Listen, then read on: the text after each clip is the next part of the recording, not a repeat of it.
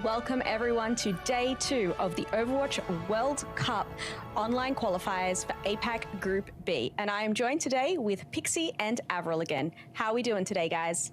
About the same as yesterday. I had a different dinner though, so we'll see what effect that has on my evening.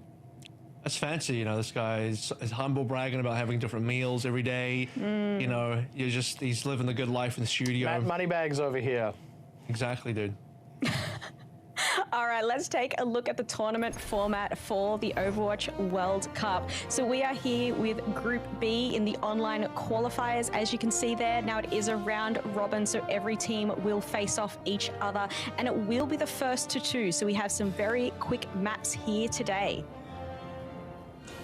2 teams make it out of this group as well, going into the group stage. So yeah, it's a pretty tough setup here in terms of who's going to end up making it out. We have some pretty competitive teams. I have it in my mind that I think there's going to be a pretty clear top 4 as well, maybe even a little bit more of a cutoff into the top 3. We saw, in my mind, 2 out of those teams play yesterday, where we had New Zealand and Thailand, and today we'll get to see the rest of the teams, India and Australia, who did not play yesterday. Yeah, I think that's the real thing that we're kind of looking forward to, is the teams that we have not yet seen, especially India being a little bit of a wild card right now. We have no data. We have no relevant data to go off. Yeah, definitely. And speaking of yesterday's matches, we saw Singapore versus Malaysia, which Malaysia did end up winning after they did lose the first match. And then we did have Thailand versus New Zealand, with Thailand sweeping 2-0 there against New Zealand, unfortunately. So Malaysia started, you know, I think this is a interesting matchup where Malaysia, Singapore, in my mind, are probably the 2 teams that need to do the most work in this bracket to have an opportunity to make it out. They're the teams that have the least amount of known contenders, at minimum contenders level talent. Malaysia was a good surprise yesterday. Fantasy took out player of the match for the Sigma on Circuit Royale, and was a really good Sigma player, really good tank player. And generally speaking, Malaysia, I don't know if it was a surprise that they beat Singapore, but Singapore started out at least good in the first map. Things slowed down a lot. By the time you got to map 3, which was this new Queen Street, it was incredibly one-sided. Malaysia nearly capped out the full entire map. And interesting that you highlighted the tank player there as well, because we noted that in Singapore, they actually have 2 tank players that they subbed in and out during the course of that series between Xenofly and Ashkane. And neither were able to hold a candle to Fantasy. New Zealand, Thailand on his screens now. Bit of a rough run for New Zealand. There's no 2 ways about it. What you're seeing right now is the only point that they actually managed to get the whole series, which was the middle of control, and weren't able to go any further than that. So really tough start for New Zealand. We were sort of talking about a potential top 3, maybe 4 between Australia, New Zealand and Thailand. So Thailand picking up a win early against another one of the teams in that theoretical top 3 is quite significant. And New Zealand had an okay run on Bali. They made it competitive. We got to a time bank, but beyond that, unfortunately, New Zealand couldn't take it any further. So here is the current standings. Thailand, Malaysia leading at the top. Thailand in number 1 for now, having the better map record. And Australia, India in the middle, having yet to play, but they will be joining our leaderboard today. Yeah, and they don't play each other, which is the nice thing about it. They play completely different teams, and I think we're going to see that in just a second. Yeah, definitely. We've got a lot of matches coming up this evening, so let's take a look at what we've got in store today. So we have Thailand versus Australia first, which I think is going to be one of our longest and probably best matchups today. 2 very strong contenders here. Then we have Malaysia versus India, followed by Singapore and New Zealand to end us off this evening. That first one in particular was a really strong game. Yeah, we caught up with Aputo after they beat out New Zealand last night, and I sort of asked them a little bit about that Thailand-Australia match. That's obviously the most serious one for any team actually in this group, but obviously if Thailand can walk away with a win on this one, between that and beating New Zealand, they're kind of a shoo-in for the top 2. I'd say so. I mean, at that point, you've taken out, I think, your closest competition. India afterwards could still be competitive, but we'll get to see today whether that ends up being the case. They do get Malaysia to start off with. New Zealand gets to face Singapore as well, which might be a bit of a comeback story for New Zealand. Singapore possibly still in a little bit of a struggling situation at the moment. Possibly, though, we'll get to see them make a comeback. I think Malaysia and Singapore all sort of need, or Singapore especially, need that next win, and between Singapore and New Zealand, who both lost yesterday, somebody will end up getting their first win. And that middle one is quite interesting as well, Malaysia-India, right? Because Malaysia picking up that win yesterday is a really solid start for them. If they can actually go ahead and pick up a win against India, who might be a fairly strong team. Again, there's still some question marks potentially around them. Just there's a lot of good talent on that team. We just haven't really seen it in action. So if Malaysia pick up that one, then actually they start kind of scraping at the bottom end of that top 3, top 4, especially if they then went on to maybe take out a team like New Zealand, then they're in for a genuine shot. So there's today I think is going to really determine a lot of the onward trajectory of all of these teams. Yeah, I think you need at least 3 wins here, minimum 3. So, that would be great for whoever ends up 2 wins up over 2 days. Yeah, definitely. And before we get into today's first matches, let's take a look at the starting lineup for the teams. We take a look here now at Thailand, and we can see their starting lineup. As you said, we spoke to Apudo yesterday, who's a bit of a veteran here in the scene, and potentially someone with the most experience here on this team for Thailand. And here we have their cams as well. We can see them here in the action, in their environments, getting ready in the lobby there. For me, beyond just the Apudo, High Vision had a really good performance yesterday. The Silent team, I think, has a lot of potential. Again, most predominantly made up of members of Kraken Esports, who did win contenders most recently in Summer Series for APAC. So, I mean, this is a very strong-looking team that, if anyone caught up with APAC Group A as well, Japan, who is basically the entirety of Team Varel, who came second in contenders, also looked pretty decent in that group as well. So, I think it's just clear that teams that have majority contenders players, some Overwatch League players, and known talent are going to be the teams to watch out for, which is why Thailand sort of rises at the top of the list. Yeah, as is always going to be the way, right? And that's kind of satisfying to see as well. I sort of touched on it yesterday, but Thailand is one of those teams where even across previous World Cups, they've kind of brushed at it. That's where we've got a lot of our first international exposure to some of those names like Apudo or more notably Patapan. And they're always an impressive and exciting team to watch for exactly that reason. Australia has always been a real heavy hitter on the international stage, and that's why I think this in particular is such an exciting matchup. Yeah, definitely. And let's take a look at that Australia lineup here, starting us off today. And you'll notice that we do actually have Punk here starting out as the tank. So as many might know, Punk actually plays in the Overwatch League. So, strong in-game lead and in-game tank there to start you off. And we do have some big other players here. Quinn, Nanda, Bertlog, and Aki all play in contenders in Australia and have done very well. It was mentioned earlier, actually it was mentioned to me off cast as a bit of a reminder that Bertlog, I believe, Avril, you said, has won 7 contenders so far? Yeah, Bertlog is now on number 7 for the amount of contenders championships he's got. So Team Australia is made up of, obviously, the most notable name on this team is Punk, who currently plays for Vancouver Titans. Vancouver Titans this year is currently having a pretty decent run as well. So Punk is in form. Strong player. The only down point here is that he will be playing on still in Vancouver. So potential to see Kuffer still come in. I think Kuffer will be looking strong on his main tanks. Kuffer, who's been playing on a bunch of NA teams timeless. He was in the Pro-Am as well. A lot of power on this team. The entire DPS lineup compromises the Ground Zero squad as well, who most recently came 3rd in Contenders Australia. So possibly not the result they wanted, but still a very, very strong team. And Nanda in particular, who is going to be, I think, a menace in the skies. He's a very well-known fire player, and I think that will be brought to bear today. Yeah, definitely.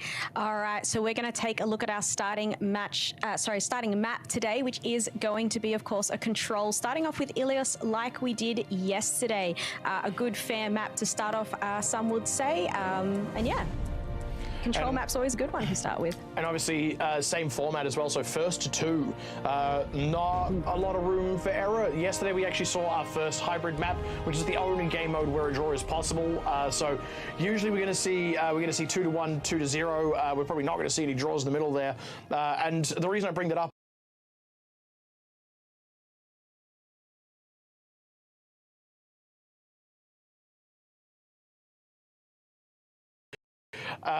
the sudden death thing is a real big deal. A team picks up the first map, second one has to pick that second map, and that's where you often see those 1-to-1 splits. That's where I think teams really get tested in a very serious way. It's not often you see a genuinely close 2-0. Australia as well is a team that, of all the teams here, they are the team that has gone the furthest in World Cup history, so a lot to play up towards. Australia is, at least in the past, a top 8 team globally for World Cup. wonder how things have changed the last 4 years since we last had the World Cup, but it's a huge amount of pressure to live up to. And as always, you know, you sort of have at least the one star in your team. Previously, we've had Custer on Team Australia. Now you've got Punk. Starting out on Ilios to speak towards today's match as well. This is a really strong map to begin on for someone like Nando. We talked about a little already the hero pool to look forward to, and both the Echo and the Fire, but specifically the Fire for Nando, I think is going to be pivotal for Team Australia and something that's going to be with, and something that was difficult, I think, for teams in EMEC to deal with when they're playing against Yazan and Saudi Arabia as well. Very similar to that. Ilios, bit of an old reliable at this point, and as you pointed out, nice to have it in the daytime. Definitely not based on any real world locations.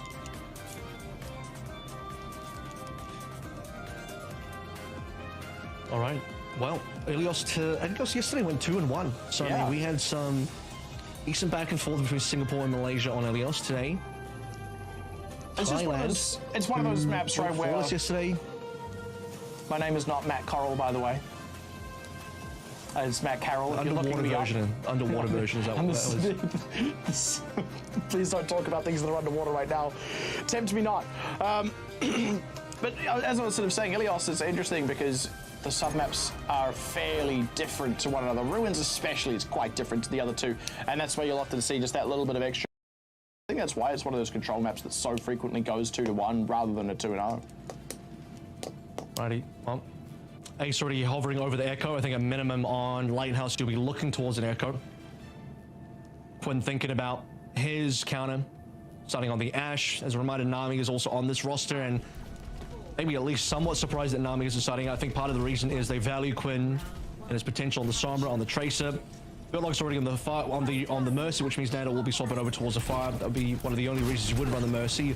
However, Puda's also going to be matching on the other side. A little bit of pocketing towards Ace. Done their homework. Certainly know they want to take down Nando. This is one of the ways. Getting that aerial superiority will be so critical. And I feel like it's very apt that someone called Ace is on a flying hero. Pudo and Bertlog both, but targets there. Calbin's going to be D-Max super early. That's so rough. Punk, meanwhile, completely fine despite the slight bit of anti-heal on him. Now no Calbin means Punk can just kind of sit pretty on that point. They don't need that extra bit of aerial superiority now. They've got the ground game in their command. This is also one of those maps where you get to start Punk on his best hero as well. A lot of connection onto Pally there, completely annihilated. I don't think Thailand have so far yet to get a kill. They're being routed. At this point, it will be an extended team wipe. I mean, High Vision's the only one that didn't end up going down in that. At least High Vision does trade his own life, but everyone on Thailand has gone down. And I mean, even then, Bertlog getting the res onto Quinn anyway, so it's sort of erased that little bit of progress that Thailand did get. As soon as Pally got found out, things just kind of unraveled for Thailand there. A rack of kills that I don't think they were expecting to have to suffer. So that's really dragged out their respawn and reset time.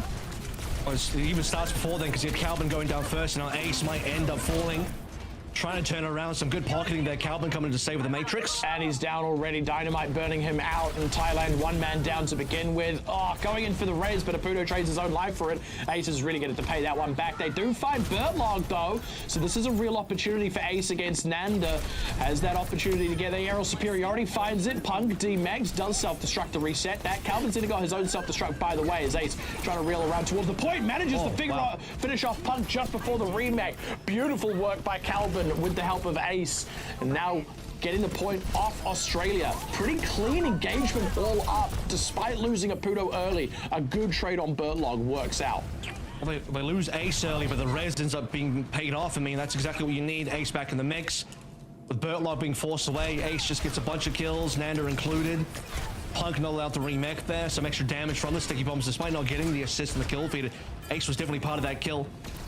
So, one sacrificial res from Pudo doing plenty of work, and speaking of that, Ace put a lid on top of Nanda. Yeah, Nanda having to really take a breather there. Nope. That's the beam to finish him off. Really nice work. Once again, Thailand, man advantage with the Valkyrie running now as well. Pudo has just had that run out. Bertlog has his own Valkyrie still running. Bob v Bob on the point, as, I mean, on this side, I guess. Punk fighting out Pally as well.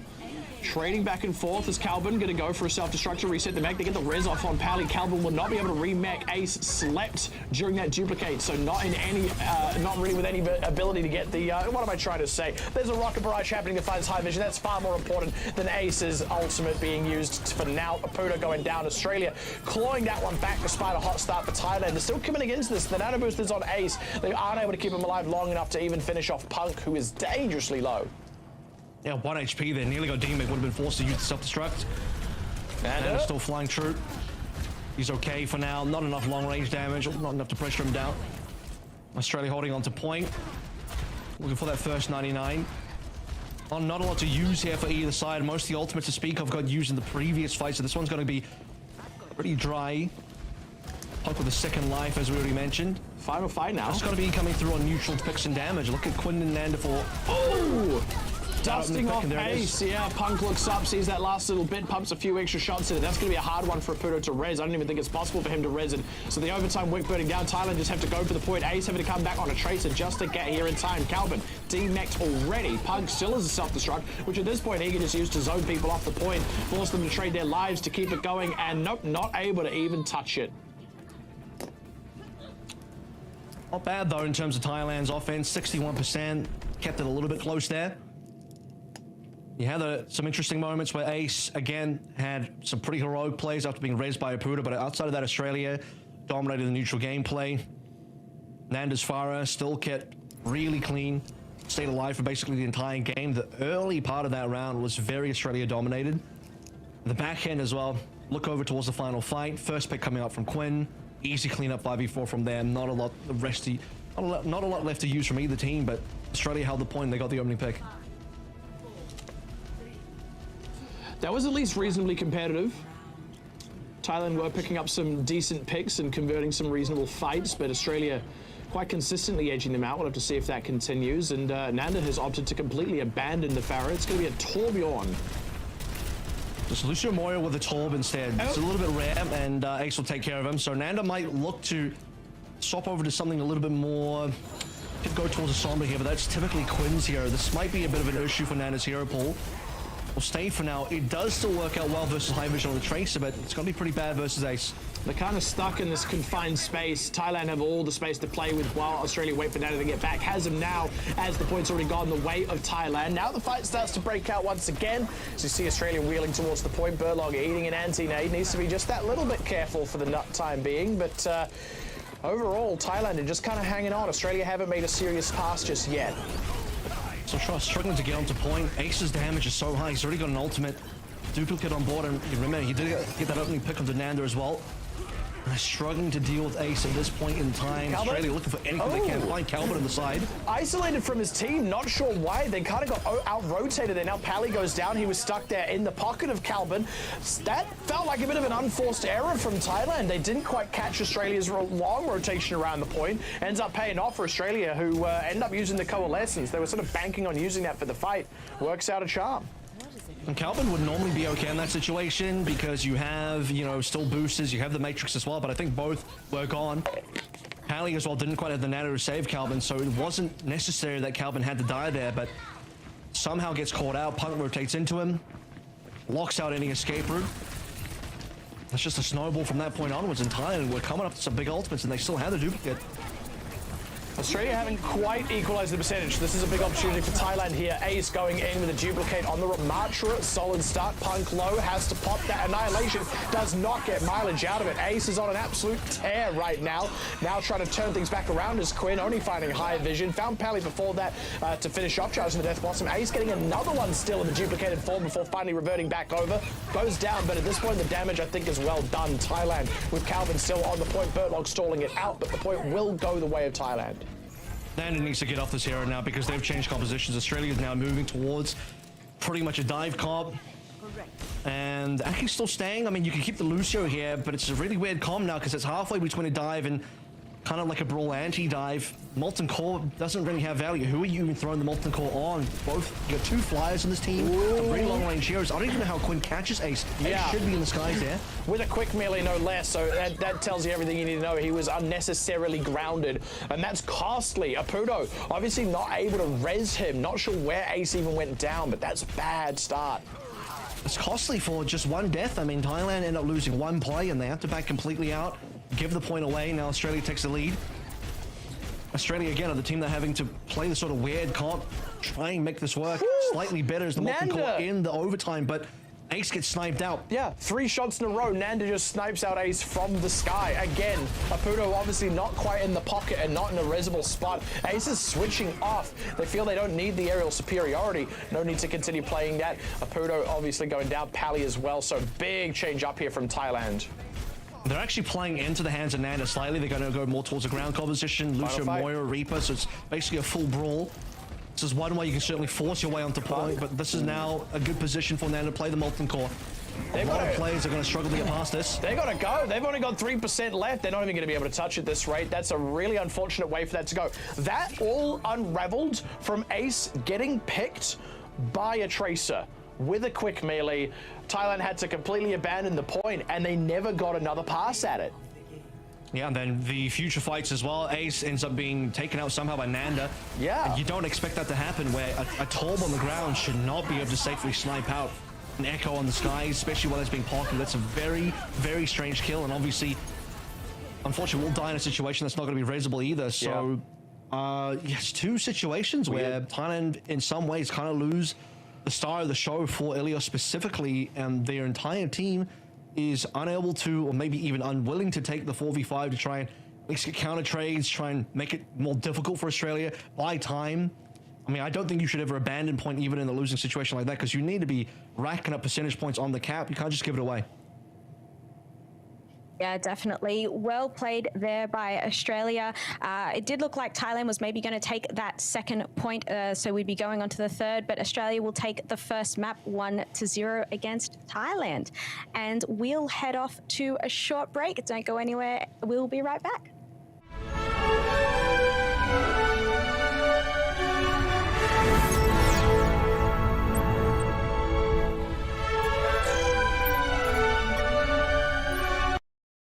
You asked, we listened. The McFeast is back in all its beefy, salady, saucy glory. Value means more at Macca's, so grab a McFeast lunch deal now for only $5.95.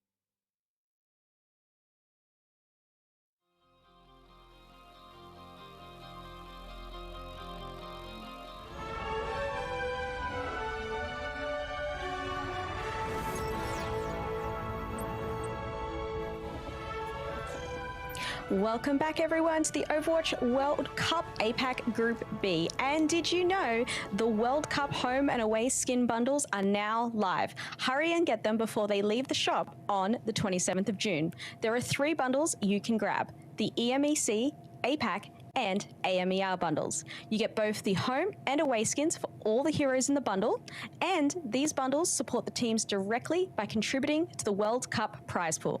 Shop now on battle.net or the Overwatch 2 in-game shop. Learn more at overwatchworldcup.com. And look, we're going to take a look at the last match that we just saw, or map I should say, with Australia versus Thailand here. And starting out on Lighthouse, we did see Australia go straight in there and take really good control of that high ground. A little bit of back and forth in the middle, and I think this is where Ace started to show a little bit of the potential on the Echo, who always will have a pretty decent advantage into the fire, and still not enough gas in the tank for Thailand. And as we got over towards we had some really good gameplay coming out from Ace on this map as well, and Thailand even led the map for a little while. I actually would have imagined that this round goes to Thailand, but Australia just kind of forces their way back in, plays a very unconventional comp eventually, and Thailand capitulates. They give up the point, they sort of back out, they lose Ace a couple of times. The rest of the 4 don't really fight for control anymore, they don't fight for trades or anything, and then they themselves will then play into the tour by playing more of a ground-based composition, not being able to touch the point in time, getting themselves molten cord off the point. Yeah, overall, it was, passingly competitive. There was some like, this is a genuine challenge, right? Let's be completely honest. But Australia was just more polished. We noted that the particular pick coming across onto Ace from Quinn, sort of an unnecessary death, followed by another one, and the whole thing just kind of unraveled from there on that second map. You're not seeing Australia making those kinds of mistakes, and when you got 2 relatively close teams, those are the marginal differences that matter. It's not as close as I thought it was going to be, though. We probably think that Australia is the favorite in this particular group, and that's kind of proving itself today. Thailand beat New Zealand yesterday, and right now Australia looking just that much better than Thailand. To be fair, I think Ilios is just a brilliant map for Australia, given you can play Punk Steva, you can play Nando the Farah. As we move on forward, I'm curious to see what we have for map number 2, and if we're going to be changing locales a little bit away from dive and, maybe forcing the ground game a bit more. Yeah, let's take a look at what Thailand has chosen for the second map. So they can choose between an escort or a hybrid, and it looks like they've gone with an escort. They've gone with Circuit Royale. So a map with some really good sight lines, a lot of Widowmakers we see here, a lot of Hanzos, taking control of those high grounds and those angles here on Circuit Royale. So I'd say a good choice potentially from Thailand here. High Vision was impressive, yesterday on some of those picks, so I think we're just going to see a whole lot more of that. I think he's got a much tougher customer, though, in Australia compared to the match they had yesterday against New Zealand. So we'll have to see how Ace and High Vision end up stacking up. Also, obviously, eyes on that tank lineup, and we do see Sigma gameplay. Calvin comfortable enough on that. Australia, you've got Punk there already. They could swap out, I guess, but probably won't. No, they won't. This is the map for Punk to play 100% again. So, there's going to be Punk playing Sigma on Ping, but you're just playing into Punk's hands again, where this guy's going to come through on one of his key heroes alongside the Diva. It's going to be the Sigma. It's going to be right back in the off-tank hero pool. And you have a situation where I think Nami probably gets subbed in here. I'd be surprised if he doesn't, because this is a heavily, as Steph mentioned, a sniper-dominated map. It's going to be Hanzo and Widowmaker, if not the Sojin, into play. So Nanda goes out, Quinn and Nami will play in. Nami will play that Widowmaker. Quinn most likely then pops over towards the Sojin, which is one of his comfort heroes. And then we have the pretty standard Sigma double long range, double flex support on the back end as well, which they have another flex support on Team Australia? I don't actually think they do. So they have to just make do with, I think, Aki and Bertlog together, because they actually have 2 main supports with Atlas and Bertlog, so they didn't pick up a second flex support. That'll be the bed they lie in, though. So let's see if Bertlog can play some flex supports today. I believe. Well, sorry, Pixie. No, you believe? End of sentence. I simply believe in Bertlog. Pixie believes in Bertlog. Well, I am glad to hear that. Look, let's head on in to Circuit Royale. And as Pixie believes in Bertlog, we believe in the McDonald's McFeast, as the McFeast is back in all its beefy, salady, saucy glory. Value means more at Macca's. And I'll hand it over to Pixie and Avril for Circuit Royale.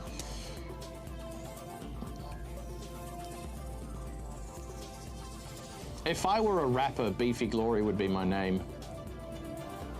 Who would you beef with? Because at that point, I think all you have other to. rappers. You make your entire career off beefing alone. All other rappers. Right? Whole album is a diss track. Let's see how the team comps sort of pull out here, as my only question mark was going to be what Bertlog decides to play. Is this a trick of the eye, or is this a really shallow pool? It's extremely shallow. The flotation device not necessary. It's only 2 inches deep. It's just a pool that you put your feet in. That's fine. Unless you're a mouse, in which case you would need the extra buoyancy. All right, well, Quinn is going to play the Hanzo here, which was on the table. Again, you pick one of the 3 for the long range. Eyes on Bertlog. BAP ends up being the answer. I think a lot of main supporters do at least have a little bit of that BAP in the hero pool.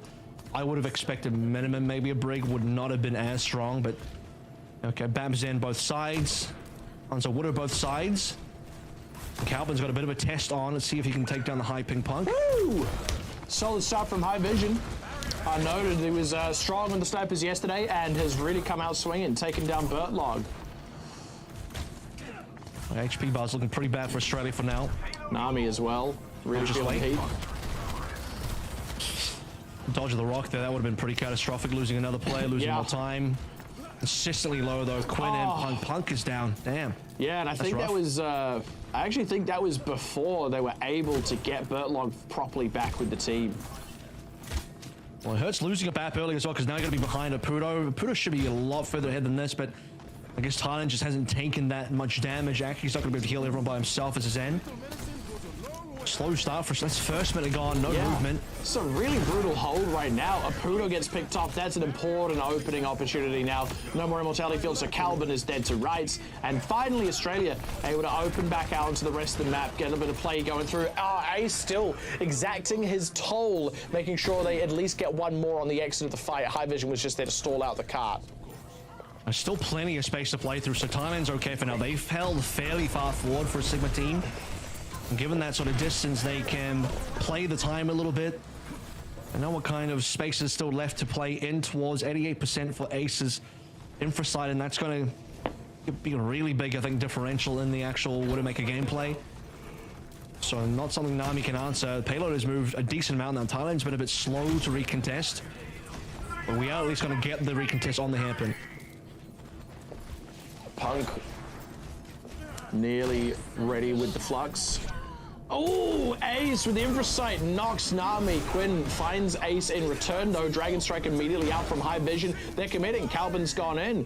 He's found Punk. He goes up, down into the... No, the immortality field expired before he landed back down, so he's a quick pickup. Very nicely done by Thailand. They invest in the ultimates. It pays off for them. Australia didn't end up using their ultimates really, aside from the window. I didn't have a chance to. Too low HP, too many players down. Calvin cancels the window out, or at least cancels the impact of the window with the well-placed flux timing. Thailand continues to hold. They stop the payload short of the final corner. Less than 130 left to play through, so Australia's pacing still a lot to be desired here. They will be coming in with, this time, a lot more ultimates to play through. They will have their own bit of flux to ideally counter out Apudo.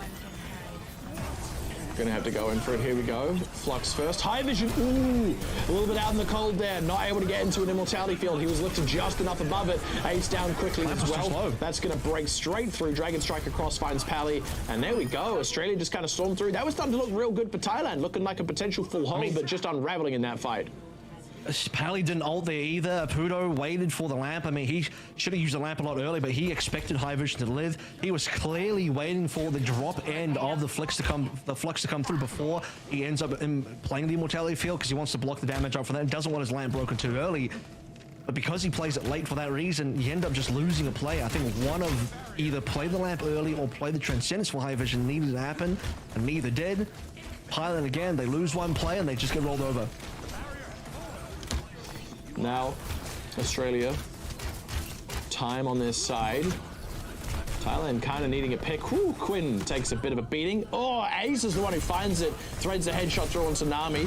That gives Ace and High Vision a lot of superiority on these sidelines. High Vision avoiding the damage around the side there from Punk, who's just going right up in Calvin's grill, taking a lot of heat for it. Aki may want to pop a Transcendence if Australia don't back out here. Punk has really taken some heat. The Immortality Field was used by Apudo. No further ground for the time being. Calvin's got ult. Both Sigmas just play that defensively. They got low, they backed out, waited for heals. Flux. Only one team ended up using Lap. Immediate Transcendence from Aki, very nicely done. And that Immortality Field will be back off cooldown now for Apudo. Pally goes down. Oh, excuse me, what a find there with the Storm Arrows. Trade back, further damage rather onto Calvin, and it just kind of comes apart at the seams. Thailand not finding anything in that fight. And because Thailand had to back out a little bit in the Sigma trade, they couldn't hold the payload. Punk got extra push on for Australia. And with that, they're going to be able to win this fight and instantly cap out. So no further contest from Thailand. What a shot from Quinn onto Pally to deny the Transcendence, which would have been important in that play, especially given that Bertlog pulls in with the amplification matrix and Calvin instantly just gets the lead. That would have been the time for the Transcendence to come on through to save Calvin's life. Thailand end up losing the rest of B. And not a lot of defense, I've got to say.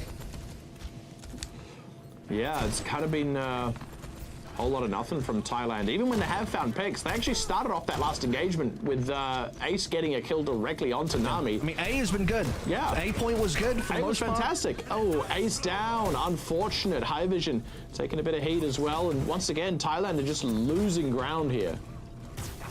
A lot of free push for Punk at the moment. Notably, Australia isn't currently going outdoors. They're not going close so far. Thailand looks to challenge from that angle. Going around the corner for a Flux, there is Punk moving back towards the cart. Bit of an awkward brawl through this corner. Bit of a wasted ultimate. It was a Dragon Strike as well from High Vision. Now Quinn and burns down Calvin. Devastating blow there. Trades coming back through, continuing to favor Australia, even in losing the support lineup here. Punk is still nice and healthy. They're getting just a little bit of free push. Contested now, obviously, but Thailand will be able to muster another defense here. Australia, having lost those supports, will need to back away from this. Oh, goodness. Well, they can't fight much longer, so they can only get a little bit more push if possible, but Apudo drops down. He's got the extra healing.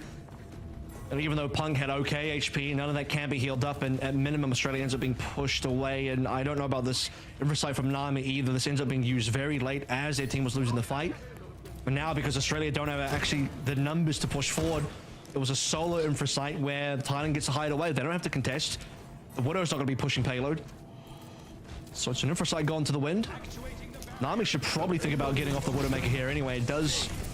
This is not the best location anymore for the Widow. You can sort of force it, but Ace and High Vision now playing the Tracer Hanzo combination instead. Ace was getting buffeted about for a hot second there, but otherwise fine. Trying to continue contesting this payload without it costing him his life. But nope, there it is. They're able to find the extra shots to confirm the kill. Thailand now one man down. Calvin having to hold down the fort. Not able to sit in the Immortality Field. Had to back out of it. Was getting pressured forward too much from Australia. Now Quinn down on the Aussie side of things. Both Immortality Fields used. Flux does not quite catch Aki. Does still catch Punk, and he goes down for his trouble. Bertlog as well to follow. It's looking like this is going to be where Thailand draw their line of the sand. 30 seconds left on the clock. Australia get one last pass in it, and it's going to be a bit rushed. We'll see if Nami goes over towards anything different here. Probably not, because Quinn's already taken the Tracer away. It's Australia. They're going to run back at it with the exact same composition. Thailand looking good towards 3 big ultimates. Transcendence, most important of which. Dragon Strike also in the OT, extremely powerful. It's going to come down to Punk and Bertlog. Not a lot of good positions, I think, too, and you're going to have to try and play through the matrix just off the lane. Nami picked out, unfortunately, by the Dragon Strike from High Vision, and you also saw that that Flux get used from Punk on Calvin to no effect. They've traded tanks, now Bertlog down, Aki dropped. That's going to be the total length of distance for Australia. So nice defense at the end there where it counted most, but I have to say, Thailand did give a lot of ground away. Yeah, they eventually recovered onto C. I think this is where you just start to see the Widowmaker fall off in terms of usefulness. Some critical fights in that final lane as well, where double supports down for Australia ended up being, I think, the nail in the coffin. They only would have had 30 seconds remaining. That's exactly what they had to play through. difficult to find a final push. You need a lot of value on the Flux, you need a lot of value on the end matrix, and fortunately neither was going to end up being the case. I mean, you would have had a lot more value on the Flux if you already had pushed the payload towards end, force the final contest, and just Flux enemies off the payload. Dragon Strike, as I mentioned in the final hour as well, is a difference maker. Anybody who has to end up touching payload has to get off, and Thailand just dig their heels and comfortably on C, I think. They're attacking half now, Thailand. Obviously, this is sudden death for them. They have dropped that early map to Australia. They got a defense, which means if they can cap the map out, they're still in for a chance in this series. But that's a solid if as it stands. Australia have looked great. They're not going to give up ground easily. The full map. It's a bit of a tall order. Thailand had a good defense on A, struggled to defend on B. On the attacking end, actually going to go and forego the Widow entirely, so it was already going to be fairly Nami favored on the Widowmaker battle, given that he's on the defensive side now, but Ace will not even play into it. I think for the opening point, this could end up being a mistake. The opening lane here, this big straight, extremely difficult to play into a Widowmaker. Wants the Sojourn with those rail shots. Ooh, Pally picked off. Nami finds high vision. Early clock on for Australia. And Ace is going to go down here as well. Bit of a slow bleeder for Thailand as they wait for some respawns. You can only hide behind a shield of Calvin for so long. And they just can't challenge the long sightlines as well, playing the Sojourn with the Hanzo version. I think you do need the Widowmaker once again. Backline is going to start pulling away in terms of ult charge for Australia here as well. Pudo is still leading. Actually quite a bit further behind. Calvin in a lot of trouble here. Big immortality field used already. Ace not able to benefit from it. And there we go. Calvin still goes down as soon as that immortality field expires. Just too much pressure. And as you rightly point out, Ace and High Vision are just struggling to make headway here. They're desperately fishing for a pick. They actually do find one. They managed to get the railgun shot across onto Nami. That opens things up with the respawn coming in from Calvin. Ace trying to push on forward. They've got the cart movement. Now they're going to get around this corner. And the first ultimates, Thailand's getting kind of close, but Punk is that much further ahead than Calvin. So Australia have a pressure valve to release. Immortality field is down as well. Want to move up forward, but Calvin is just so far up at the moment. He's taking a bunch of damage. Yeah, it's a freebie. Like I said, Immortality field was used earlier by Apudo, so that's off the table. They at least find Bertlong, so no window. Apudo has deployed his, but without that tank, they're sort of trying to force it without frontline, but they find, Nami, what a great catch. That keeps Thailand in it. Now as Calvin looks to come in to respawn, Dragon Strike across from Quinn, everyone's able to avoid it quite easily. The side room, Ace controls that. Quinn picks around looking for something. Now Punk goes down. Ace, unbelievably on a tear with that overclock. Now finding Pally towards the end. And there we go, nicely done. Despite being 1-0 down, I think Ace might be the player of the match so far in terms of just the raw impact. We saw on the Echo, now on the Sojourn. Outsnipes Nami long range of the rails. That was what put Australia behind in the first place on A, and then continues forward. The amount of rails coming on through, the overclock to finish things off and get the cap. It wasn't guaranteed that Thailand were going to be able to get the cap either, because Australia had more to play through. Double support ultimates coming online. Ooh, Calvin. Big push up here from Thailand. It'll be Calvin's time finally to use the Flux. Dragon Strike across to split the team first, and here we go. It's Flux time. Doesn't have a lot at his back. Trying to wait out the bulk of that Transcendence. They found Quinn. That's a free pick. Bertlong dying to the very back end of that Dragon Strike. That was used a while ago already by High Vision, but they managed to get the work done. Calvin dangerously low. Finally goes down, but they trade it for Punk. So Thailand still getting pretty good push. It's not totally free push, but it's the next best thing. Well, Punk is going to end up returning before Calvin, so that is a huge issue for Thailand. Doesn't mean that Thailand probably have to give up this angle. Unlikely to be able to actually get this cap. Yeah, Australia just too close. They should be able to run for it. Going for it now. Aki If they lose too many members, they got a touch with the lamp. They do, and it works out, but they immediately trade Aki, and now Thailand, they want to force the issue. Pally pops Transcendence, they're trying to find more. Losing Ace, though, that's really bad for them.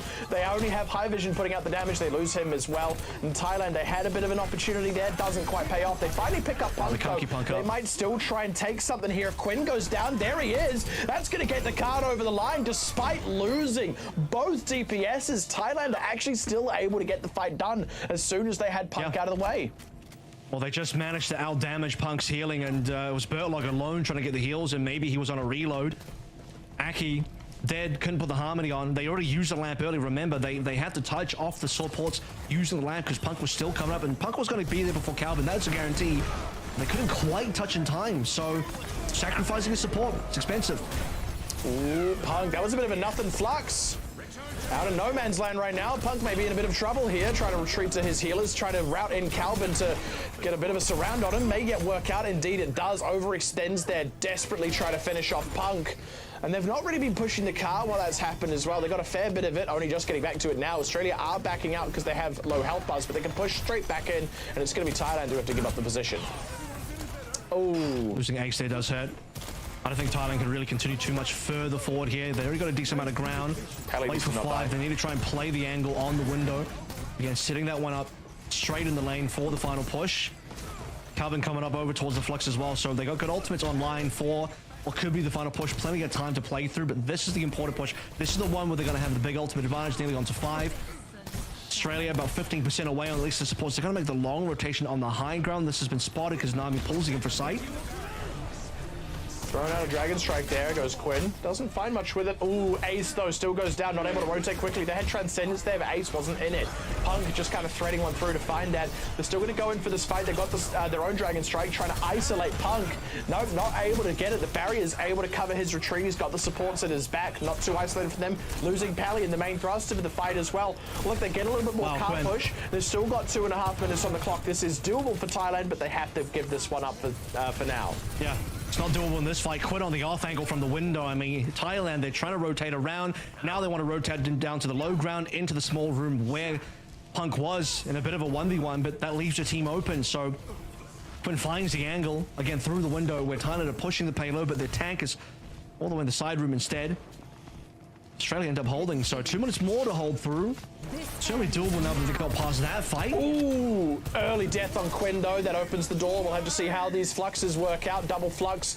Punk gets the better end of it in the initial bit, but loses his own life. That's a 2-for-1 favoring Thailand. Losing high vision a bit rough, but Ace is back with the team. Getting a little bit more free push past Bertlog's window as well. Now looking around the side. What can Calvin find? Trying to fish up Aki. They will be able to get him. Does not use Transcendence, and it could start to come apart. Quinn goes down. The wheels are coming off for Australia on this last stretch of the defense. 1.5 minutes still on the clock as they deal with Nami and Bertlog both. Punk, Dean Megs came back out in the Diva, immediately loses his life, and look at that. Thailand keeping the series competitive. They pick up Circuit Royale, their own map pick, and we tie up 1-1. Wow, falls away at the seams, and you're right. Where was that Transcendence from Aki? Just gets dived upon. He's low HP. Ace is about to fly into his face. Doesn't end up using the ultimate. Punk goes down, swaps back on the Diva. They try to hold that. Look, it was going to be a long hold because 3 minutes, I think, on the C. Really fast A and B push ultimately by Thailand. They struggled on the A again. I think the lack of the Widowmaker was a problem, but Ace comes through on the Sojourn and does an extremely good job. Outsnipes Nami on the Sojourn with the rail on a couple times, and then the overclock to finish off the A point. Then you have the Sigma trades on B, which ultimately, despite Punk making it back earlier, just not quite in time to let your tank be the one to go for the touch. You had to play the supports, or at least the DPS, so somebody else had to touch instead. You end up losing that play. You end up losing the Sigma battle once Calvin actually does come in, giving Thailand a ton of time to play through for the C point push, and eventually they'll be able to use that time to finish the map. I was actually really surprised that Ace didn't play Widowmaker there on their attack, but I think by playing the Sojourn, they actually found some really great off angles and caught Australia out a few times. And look, Thailand did pick that map. They knew what they were doing here. I was still surprised by the lack of the Widow pick, but hey, it worked really well in their favor. So well done to Thailand, making it a 1-1 here versus Australia, which means we'll go into a push map after the break. So we're going to jump to a quick break, everyone, and we'll see you soon.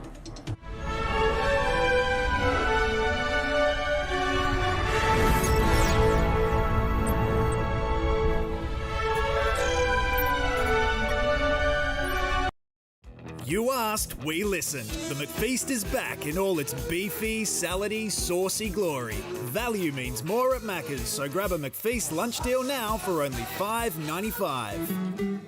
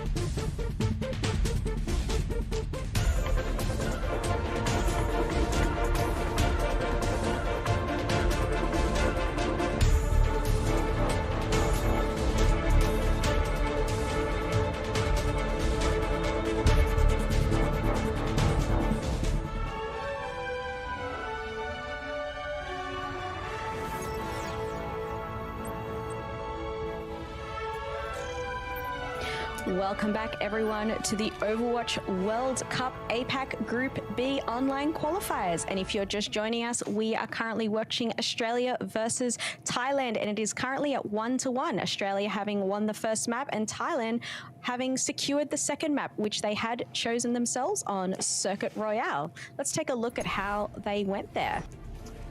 Certainly kept things interesting, being able to pick up a map, and that A defense we noted at the time, their A defense was really, really good. After that, though, not a whole lot of presence across B, gave up a lot of ground on C. However, they won a couple of critical fights in a row when it counted most, completed a hold quite close to that C point. Australia had about 2 minutes, 2.5 minutes by the time they arrived there, so solid defense by Thailand. And then on their attacking half, as soon as they cleared that initial bit of sightlines, it was just consistent momentum. Australia had some good scraps back, but overall, it was just Thailand consistently winning team fights.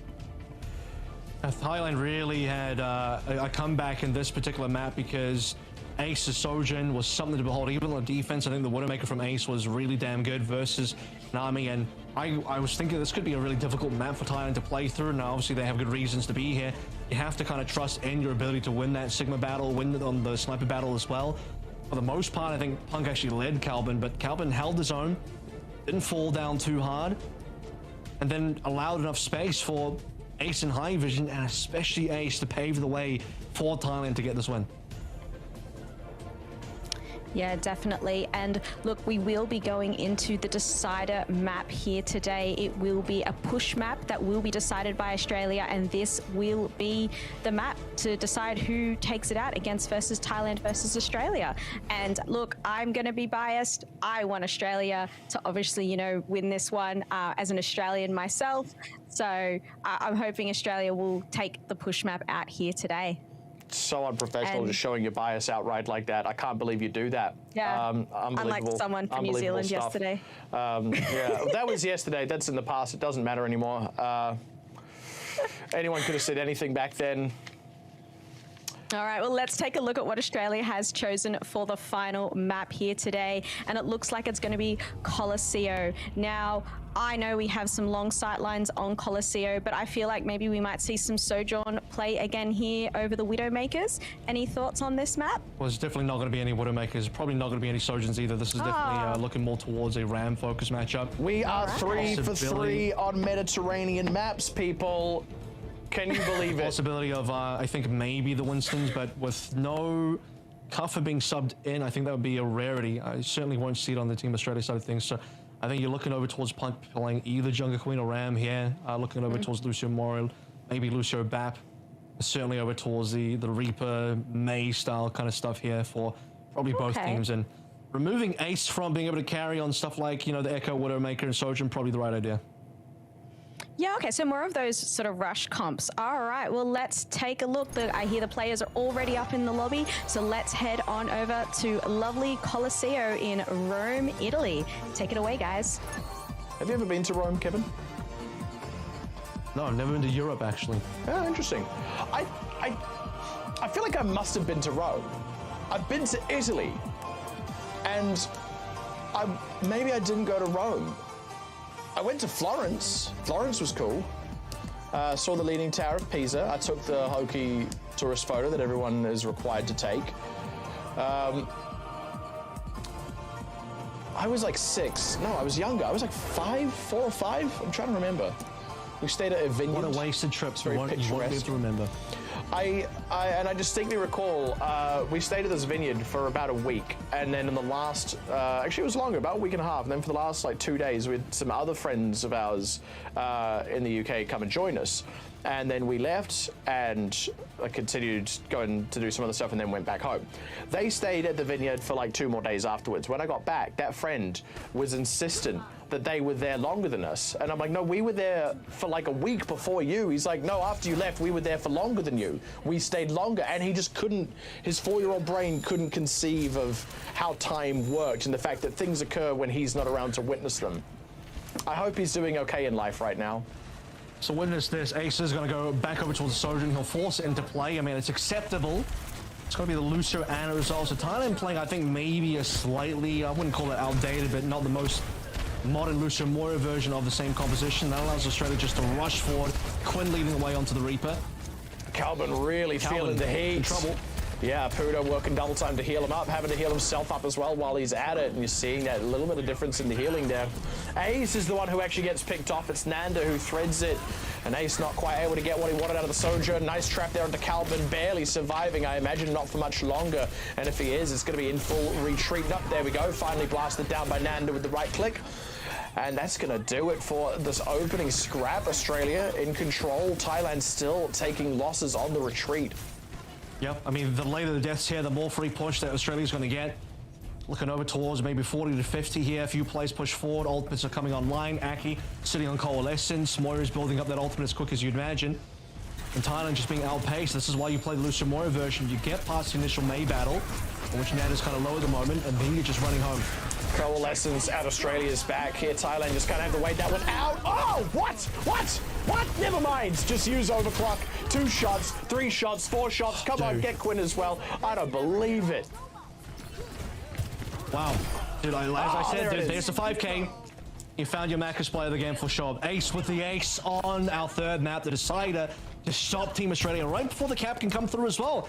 best player in the lobby. I'm gonna say it. Look, yeah, okay, I get that Punk is Overwatch League, but DPS flashy hero, Sojin do cool things, Ace with the 5K, and Thailand are on a roll. I had a dream last night that I dropped an F-bomb on the broadcast, and let me tell you, I got close watching that 5K. But I held my tongue. Meanwhile, Thailand pushing forward still. Australia back in the mix now. Thailand a little lean on ultimates compared to Australia. Neither quite willing to commit anything just yet. Wanting to scrap it out, maybe find a pick, force the other team into an arrow. We go. Australia's still sitting on some decent plays. Blizzard being traded. Annihilation out from Calvin. Punk totally frozen up, unable to use his own ultimate, and that's going to start sealing things for Thailand. Just able to get in there a little bit quicker. Birdlog popping the sound barrier. Pudo choosing to match. They're able to last out Quinn's Death Blossom thanks to that as well. Nano Boost and Coalescence coming up soon, but with Nanda down, Aki, I think, would be remiss to try and commit this Coalescence now, especially with Quinn and Birdlog. Ace once again warping the lobby around his presence. Yeah, I mean, that's just the star sign of a player that is so commanding. A star player. Ace has been #1 in this lobby. He forced his way to victory on Circuit Royale. Now he's forcing Thailand into what could be a winning push here. Might see the flip on the payload distance. Getting close to it. Threaten the cap as well, but this is where Punk gets to use the Annihilation. As you mentioned, couldn't use it last time due to being frozen. So pop it straight away here. Apudo in too deep. Really quick commit there from Australia. Birdlog just commanding everybody in with the speed boost. They had the Coalescence at the back. Very quick convert there. That was unfortunate for Thailand. They kind of needed to take a back-to-back win, pull ahead in the distance. Instead, situation is reset.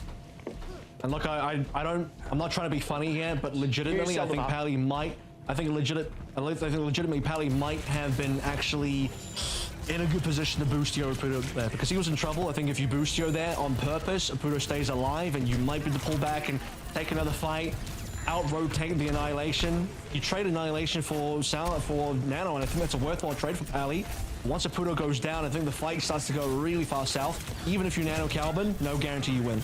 Ace has another overclock though, and we can see brilliant things from him once again. Already around the side, committed with it. Nanda super low, finds Birdlog, that's one. What else is he gonna get? Ooh, he goes down, he's in too deep. Australia, they are ready for it, they react to it.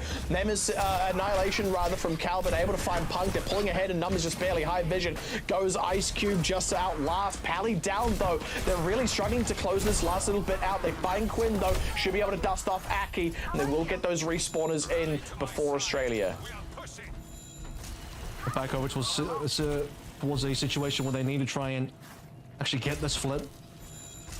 Australia fully respawn. Thailand going to pull back a little bit, take another fight in the neutral. Pudo's still going to taxi a couple players in. That late death on Pally really costing Thailand on time there.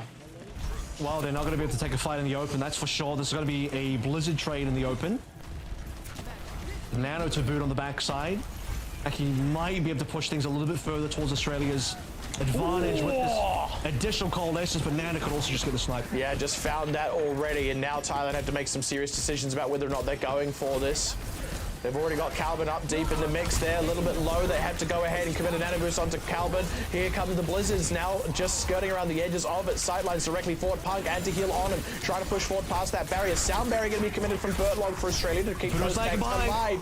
And he is indeed. Pally's already down. Apudo not there on the sound barrier still as the fight continues. Calvin super low. Ace down again. And there we go. There's Calvin. Oh my God. Are you kidding me? Two people. Unforced error from Apudo. He just pulls out this. I think he was trying to save the last two members, but everyone just melts in time, and that is not what you want to be dropping the sound barrier. Let the fight go. Hold on to the ultimate for the following fight. You probably end up losing the cap. I mean, you're guaranteed to lose it now, but you would have lost the cap potentially from not using the sound barrier. You would have still an extra sound barrier had you saved it. They tried Annihilation versus Annihilation for this fight with Quinn on the extra Death Blossom. They nearly had a contest there, had to give it up with that ice wall blocking the sideline, and now Quinn just charging up into the sidelines, looking to get into the back line with a Death Blossom, has the whole squad in front of him. Beautiful, absolutely beautiful. A 4K from Australia onto Quinn's Death Blossom. Now is going to be the Doom push. This is doubling the distance to Thailand now, and even more looking towards triple digits. Thailand with Ace on the fire, they're really trying to pull through anything extra that they can find. Yeah, sure, Ace is going to find some decent angles on this fire. Not a lot that Australia can do to contest. And That's great, but Australia can also just pull back out. They've got to confirm the 100 and exit the point, but not Punk. He's stuck behind a wall. Oh, that's dangerous. He may yet slip out. Barely gets away. Thanks to that extra bit of defense in the Nemesis form. That's a rocket barrage directly on Punk's face, though. Not going to be able to outlast that one. Not able to go in for the res there is Aputo. Nando rather guarding the body for the time being, but Aki down. That res, that's long since gone, but they've got the extra kills coming through, so Thailand needing to dust off the last few, and then they'll be able to start pushing distance back of their own. Ace got that rocket barrage in record time as well. He was getting so much splash damage done. Finds a rocket barrage to even chase Punk through the window, landing onto 2 kills. The only thing that was slow there for Thailand is they struggled to maybe get back control of the payload, so we'll get back to neutral now finally with 2:30 remaining. Time is not looking good. This is also where fire is not good either, and Nanda gets a snipe. Nanda has Ace's number. As soon as I said Ace was warping the lobby around him, Nanda heard me and went, well, I've got to do something about that. Has kept such a lid on this guy for so long. And now once again, Thailand, just as they finally reset to situation neutral, after a minute and a half elapses, they are immediately finding themselves on the losing end of a fight. Yeah, but it's because Ace is on the wrong hero here. He's only playing the fire to, I guess you have some decent opportunities to play the fire in the open space, but you can't win those neutrals. Once fire ends up playing inside the concourse in the midpoint, really low value. So how is Thailand meant to be able to come back into the game when they likely are not going to be able to push past his midpoint again? Nando going cold here. Has himself a Blizzard available. Minute and a half on the clock. This is real do or die for Thailand, and they start off by finding Quinn. Can Australia start to recover it? They've got the Blizzard deployed. Ace has a rocket barrage, waiting out the Blizzard first. Calvin with the Annihilation running. He's low, he's in trouble. He's in the Immortality field, but it's not going to last much longer. Ace is trying to get into the mix here to do some damage. So low, spends his own life, and I don't think that was worth it. Thank goodness Calvin has been able to survive and pick up a chunk of kills with the entire duration of the Annihilation. But even then, they have to wait for Ace to get back in. I don't know how much distance they're going to get off just that. Well, they need, yeah, exactly. Ace is going to have to try and take the shortcut. Not on the fastest hero, though. You got one Conk Plus to move you along.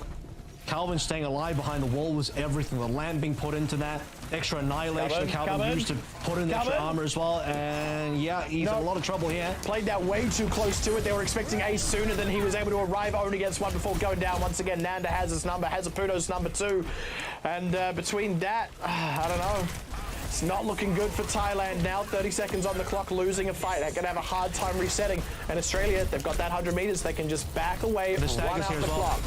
Calvin at this point, don't push the payload. This is Australia could actually just get off the payload here and force time to come to them, because time is a factor. Actually, the closer you push the payload into Thailand spawn, the more likely, the higher the likelihood they actually touch the payload. But in either case, leave it in the mid. Exactly, get away from the payload. Force Thailand to come towards you. You hold all the ultimates here. 4 out of the 5 ultimates. Thailand at 3. Ace is now towards the Reaper, finally off the fire. All right, well, they're able to at least get to it, but here comes the fight. Ace in first on the Reaper, slowed down Pug, just sitting pretty in the middle of the fight. Here comes Quinn with another big Death Blossom. It's going to be a Blizzard as well. They have no real defensive tools. The rally is nowhere near enough, and that's a freebie for Quinn. Australia absolutely commanding on that final map. Thailand did seriously look good on Circuit Royale, especially on that attacking half, but they do not hold a candle to Australia. Yeah, I think just a more well-rounded veteran team, veteran presence of Punk in the lobby as well. For Team Australia, the team play on the actual Ramatra ball just that much better. It doesn't help that Thailand ended up moving over towards the fires. You get to see the Ace 5K here again, and this is the thing, right? I think for Thailand, it's a lot of individual star power. When I say that specifically, I'm talking about one guy. It's the person you're watching on screen here. You talked about Ace warping the lobby. It's exactly what he did, but outside of that, outside the Soldier, once he shifts away from that hero, goes on towards something that's just not going to bring the same value like the Fire on Coliseum, which is a strange pick to say the least. Nanda's not even going to play the Fire there, and he is the Fire guy. That dude, he's basically Yazan AU. So, yeah, I think it's a weird composition from Thailand, but even then, you know, in general, I think they're just got to be less coordinated on the Ramatra ball. Australia are going to be a little bit more well-rounded on that. Yeah, definitely. And look, I was kind of on the edge of my seat there between Ace and Quinn and just like 4Ks and 5Ks, just like absolute team wipes. It was impressive to watch. It was really fun to watch. I actually thought Thailand had a really good chance there, but it doesn't look like they did. Well played by Australia. They will get a mark up on the leaderboard. And we did, as you said earlier, we expected Australia to be the team that will come out on top overall on the leaderboard, and they've shown us in the first maps today that they're a strong contender here. They're the team to beat. There's no two ways about it. Thailand, they have still a good start under their belts, having had that win on the board yesterday against a country that will not be named. So even this loss doesn't have to sting too hard for them. There's still a lot of easy pickings, if you will, in this group for a team like Thailand. I mean, look, if they end up making it out of this group through that top two, you can start asking questions about how far they'll go beyond that, but that's a question for another day. Right now, I think they should still be very pleased with this performance. If Australia hadn't shut them down so consistently on push there, I do actually see a world where Thailand could have evened things up, made it really competitive, possibly even snuck push out from underneath Australia and walked away with the upset themselves. Well, taking one map in the series is going to do wonders for any potential tiebreaker situations. Like, you know, we talk about the fact that Australia is the likely favorite in this particular group, and they'll take one of the two positions out of this group into the then land stage a little bit later on, facing off the other teams around the world. But the final space out of this group, the last of the two spots, if Thailand has a good differential, if it comes down to maybe an Australia versus New Zealand tiebreaker, India could get into that fight as well. Thailand having lost Australia, but with the map extra, is going to be the bonus that might push them ahead and get them that second spot, because I think they played Australia close here. Winning the map was great. Push was a little bit more one-sided. There was an opportunity. However, you have to remember that Thailand still, even when Ace was popping off on Sojourn, they never actually took the lead on the payload. They were actually still behind the payload the entire way through. They just couldn't quite be able to push through under the bridge, the most difficult part of Colosseum, going under the bridge, going up the spiral. That part of the map was just a little too hard for Team Thailand, and it got even more difficult once they changed off the Sojourn. And they were having a real hard time keeping a lid on Quinn. Even if we ignore how consistently Nanda was starting to pick out Ace, or even just find good picks on the main, no less, we saw Quinn twice get massive Death Blossoms, and it was like just totally by the book. Just shift into the back line, walk up Death Blossom, 3K, 4K, it made it look absolutely easy, right? That's the sort of thing that a team like Thailand, you'd like to feel, should be able to get on top of. Obviously, it's not that cut and dry, right? Quinn is also timing those well and spotting those opportunities. But yeah, just getting such huge value, you know, to the same level of what Ace has been able to get out of some of those overclocks. But when you're getting that far more consistently, you've got Punk in the mix there playing, I mean, just as solidly as he usually does. We highlighted Calvin yesterday as, you know, a bit of a superstar player, but when you stack him up against a player of the caliber of Punk, suddenly he just looks like a regular guy. That's not to discredit him. That's just, again, how good Punk actually is. On the whole, this is no surprise for Australia. Well, congratulations to Australia, winning against Thailand. Look, everyone, we are going to take a short break, and we'll be back with some more Overwatch World Cup action. See you soon.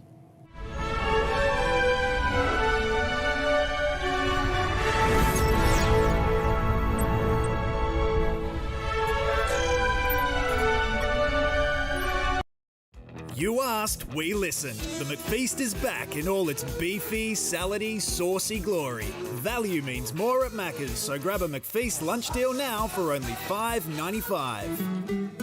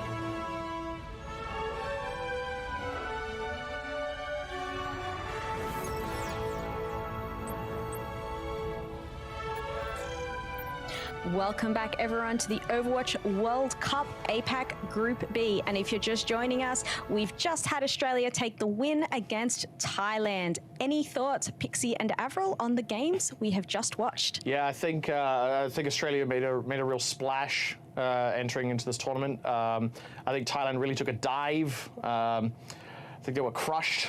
You could say that about their defeat. Yeah, just really feeling under the weather on that entire series for Thailand, which is just unfortunate. You really hate to see something like that happen. So I think it's pretty expected. Australia again comes in as the heavy favorite for this this group, so they should be looking to finish first place in APAC B for sure. And Thailand, I think, proved that they're at least minimum, maybe second place here. A high likelihood of coming in second, fighting for top 3 as a baseline, but high likelihood of maybe getting that second spot. And our second matchup for today will be Malaysia versus India. Let's take a look at the breakdown for Team Malaysia as their starting lineup. Obviously, we saw this team yesterday. Oh, jinx, now you can't talk. Saw this team yesterday and picked up a really critical win against Singapore, we already noted. And that gives them a lot of breathing room. This is a really nice follow-up opponent for them. It feels like they're kind of on an upward gradient in terms of difficulty of matchup. This is a very winnable game for Malaysia. We saw quite a bit shining out of Fantasy. And by the way, Fantasy is actually the tank player GamePro dude as their DPS. So that's kind of the player that I'm going to be looking out for today is Fantasy. You're allowed to talk let's now, take Kevin. a look at. Oh, you have Pixie's permission. Well, I hope you're going to talk, because now we're going to talk about India, and I'd love to hear your thoughts, because you guys were both saying, I think maybe Pixie, you were saying this could be a bit of an underdog here, India, coming up. I also would love to hear what Kevin has to say about India. What do you have to say about India? Oh no. I'm not talking. We've lost him. Kevin's commitment to the bit is legendary. Wait, how do we get him out of this? We don't. This is him for the rest of the night. It's just going to be the two of us now. It's going to be Plummy, Akash, and Iron Man probably taking Malaysia to the ropes. You'd hope anyway. My only concern about India, as I said yesterday, is the fact that the team is basically all in NA at the moment. I think they might have been boot camping. There was potentially they've been boot camping together somewhere like in Vancouver, but there's still the ping is going to be pretty difficult to play on. We'll see if that ends up impacting them. I think this is a team that has a lot of potential, but they'll likely not get tested until they go up against at least like a New Zealand, Australia, Thailand kind of level. Malaysia could still be in trouble here based on that alone. I think when we talk about known factors and known names who have at least played on the contenders level and are ideally active in contenders now, India has some of those players. Malaysia, yeah, kind of, yes and no. A couple of players in Fiery Society, as we mentioned, but not amazing performances, sadly.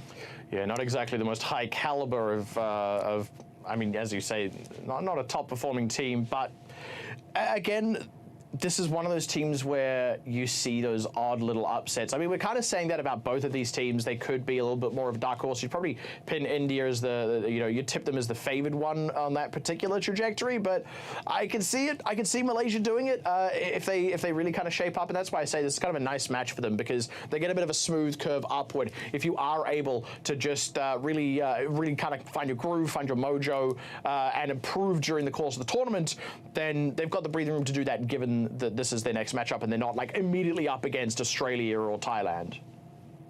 Well, let's take a look at the first map they will be fighting off this evening. It will be a control map, and it'll be good old Lijiang Tower. As we saw again yesterday, we'll be starting out here today on this map. Any thoughts you'd like to give on Lijiang Tower, gentlemen? Well, Malaysia played Ilios yesterday, so we didn't get to... we'll see how they play into a map that I think is maybe a little bit more RAM focused, a little bit more brawl focused.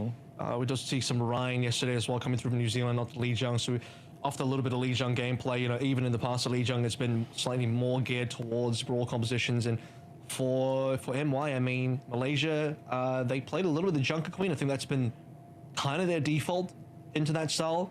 I don't believe Malaysia ended up playing RAM at all yesterday. So if that doesn't happen again, they'll end up playing the Junker Queen once more. What's the lore purpose for Lijiang Tower? What do you reckon? Because there's like the space center, but then there's also a garden, and then the last one is a night market. I'm like, what is that building?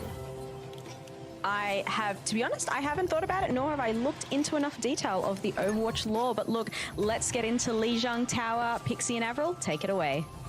So that spacesuit's got flowers around it. That's like, that seems like it's a significant space detail. Museum, okay?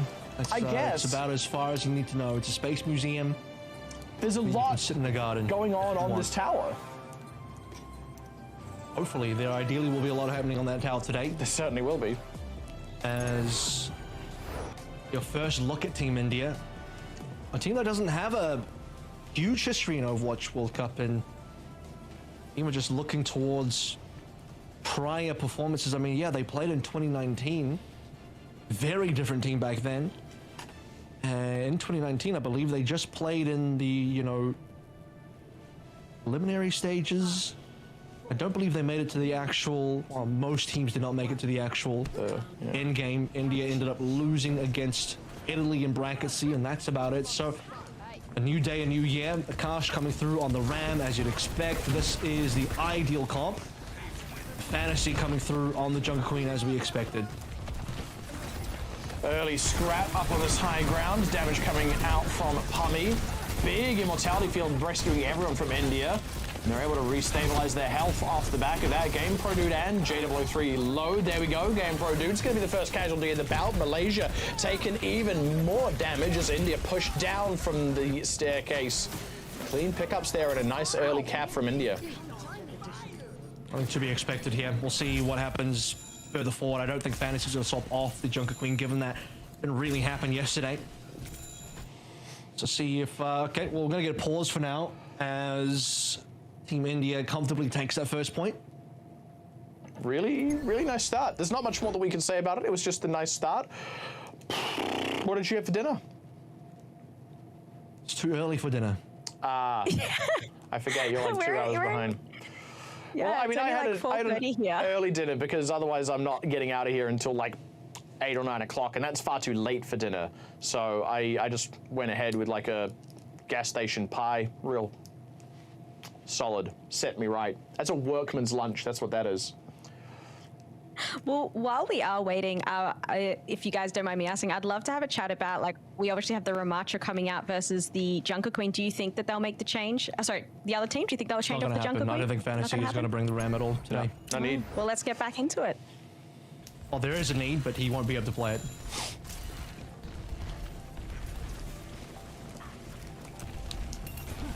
India just kind of... See that need comes up. Yeah. Fantasy at 75.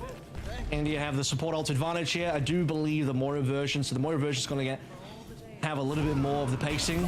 Criminals slightly behind on that charge though, given they did lose the fight. Light wall nice and early. That's also a really early immortality field. Trying to deal with it. They're unable to actually get the sightline through to kill Ad's immortality field, and they're just getting pummeled by the window with that light wall as well. So slight cap from Malaysia in the middle of the scrap there, but India ultimately in control the whole way through that fight, and now also in control in terms of the point. Malaysia's just lagging too far behind in terms of finding any ults. You still are on 99% for Numenos, only ticking over towards cold now. Fantasy is nearly there. Huge beat into, well, depending on what order you want to play it in, but certainly going to be that annihilation for Akash's fight. Fantasy just barreling forward, gets a nice catch with all 5 members, but sound barrier from Captain Crash to keep everyone safe. Immortality field dealt with, but again, India just leaning back on their defensive tools between the sound barrier and the immortality field. Completely fine, utterly untouched. Not a single casualty. 2 fights in a row here for India. Yeah, I mean, it's been, I think, more like 3 fights in a row by now. Iron Man I think you might be right. Not having to use that Blizzard yet into this engagement, and neither did J003, but importantly for India, it means they get to hold parity in terms of where the ults are. You'd expect that the winning team should have less ults by now, but it's just not the case. Heading into the into the 80s, about to be the high 80s, and then it'll be final fight territory. Yeah, it essentially is. Gemini will at least have himself a sound barrier, but not just yet. Needs to live long enough to deploy that. J003 first on the Blizzard. Iron Man still holding on to his. That's actually going to mean Gemini is going to have a sound barrier just for the back end of it. They found Fantasy early in the fight, though. Good trade there to find Iron Man. Keeps it a little bit competitive for Malaysia. Light wall again out from Pummy. trying to split that fight up a little bit. 99%. This is do or die for Malaysia, and it's die, die, die indeed from Game Pro Dude. In fact, all three of those dies were him referring to himself. Wasn't able to pick up any kills with that Death Blossom, and very tidy half there from India. Yeah, India only giving up that 5%, and I think that came in maybe the first fight. After that, nothing really came through from Malaysia at all. It was in the second fight. Fight was just every single fight. Yeah, I was going to say, it was a fight that they lost, but that they won, but because they were backed off the point, Malaysia technically held it for 5%. It's effectively a consolation prize, really. Yeah. They just kind of were able to have a bit of a sniff of that point. But for Malaysia, I mean, this is the kind of the issue that I have with playing the Queen into these matchups. No protection for the Queen at all. Just gonna fall over. Unfortunately, you know, as much as you'd like to run the Lucio Bap here for the extra mortality field, you would lose too much pacing for it, and the only way for this Queen comp to have any real value is to be able to rapidly rush into India, where Kash, interestingly, is going to go on towards the Doom here, so we're changing things up quite a decent amount. This is a bit of a risk for India, I gotta say. I mean, you'll have to see if it pays off, but already finding Game Pro Dude and starting to run rampant on the backline. Fantasy in trouble here, has to get topped off. And here we go, here's the isolation, trying to find JW3, has Gemini on the back line, and there we go, the conversion on the second DPS. Now it's Fantasy's turn. Ends up working a charm. Akash just kind of running dominant, running in circles around Malaysia. Well, they're not able to really catch him out. This is where JW3 needs to think about a Tracer instead, maybe a Sombra, something that would assist in shutting down Akash, and there's a swap. May has no real good value in this matchup anymore. Fantasy is still going to end up taking a bunch of damage. Hacks will be annoying to deal with. At least it's not super long range damage anymore. And Numeros in this engagement is getting the faster coalescence. That's something Malaysia have to play with. Now just sitting pretty on the point. Malaysia making the push in. In all fairness, that is what Junker Gaming wants to be doing. Likes to press forward.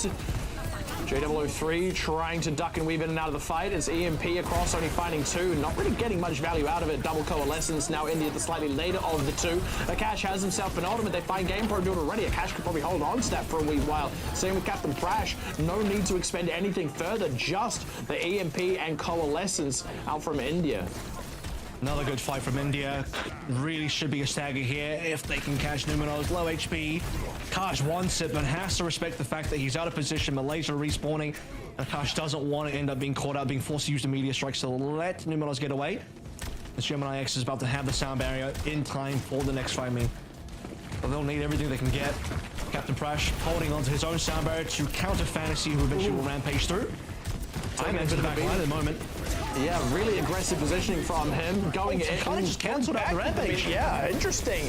And a little bit unfortunate there for Fantasy. They were truly wanting to go in with the sound barrier at their back, but India so calm and collected in there. You saw Akash just reposition with the meteor strike, dangerously back into the fight. Solid sound barrier timing from Captain Prash.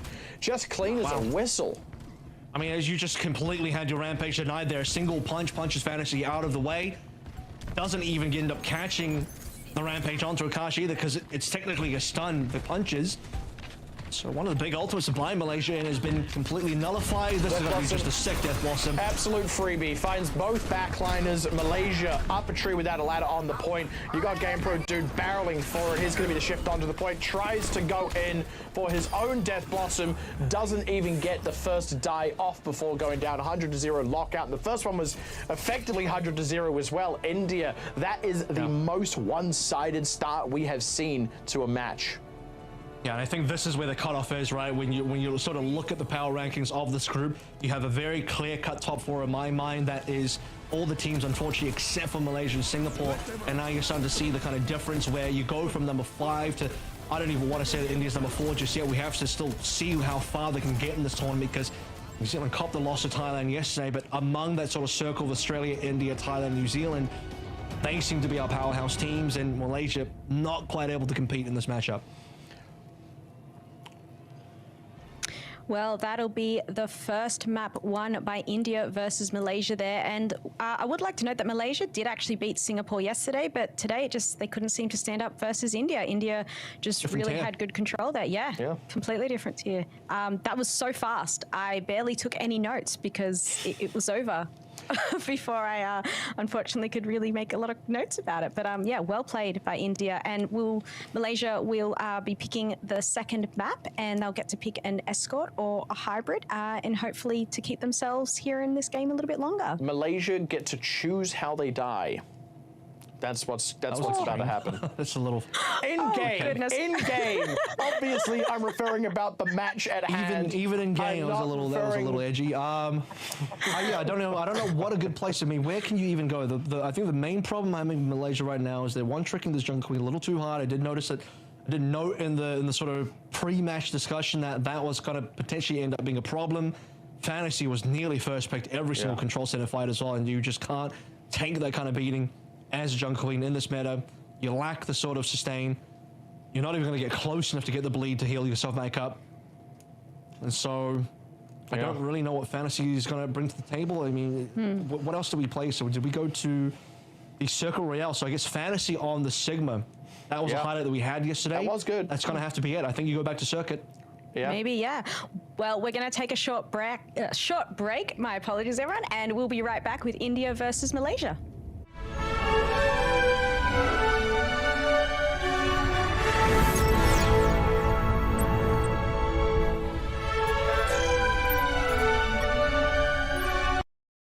You asked, we listened. The McFeast is back in all its beefy, salady, saucy glory. Value means more at Macca's, so grab a McFeast lunch deal now for only $5.95.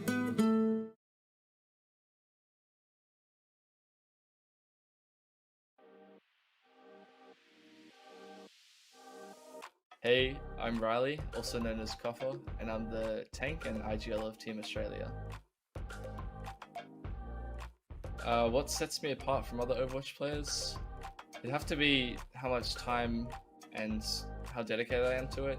I see a lot of people have like other commitments, and it's fair enough if you're not in tier 1. Overwatch might not be your entire livelihood, but I think I put more hours than any other player in the same division, so I think I've got a great advantage of time on my hands. Some of my biggest role models within the Overwatch Australia esports community would have to be Punk Unter Face.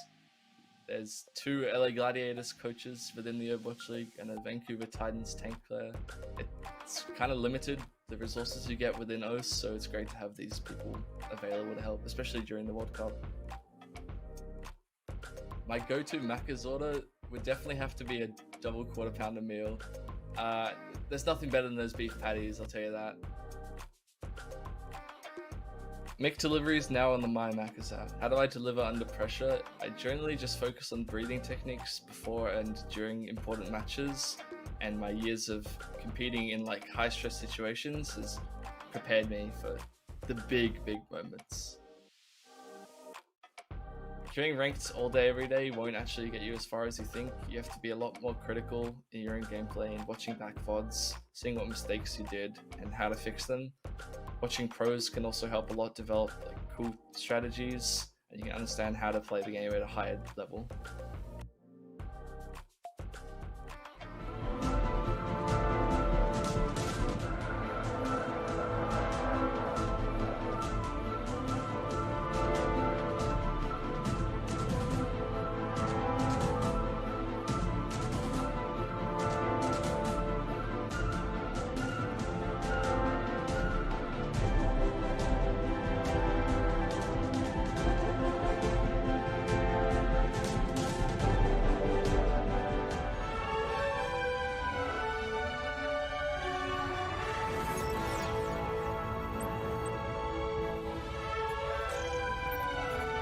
Welcome back, everyone. And India has taken the first map against Malaysia. We are at 1-0. And what are some of your thoughts about the map we just saw there on Control, Pixie and Avril?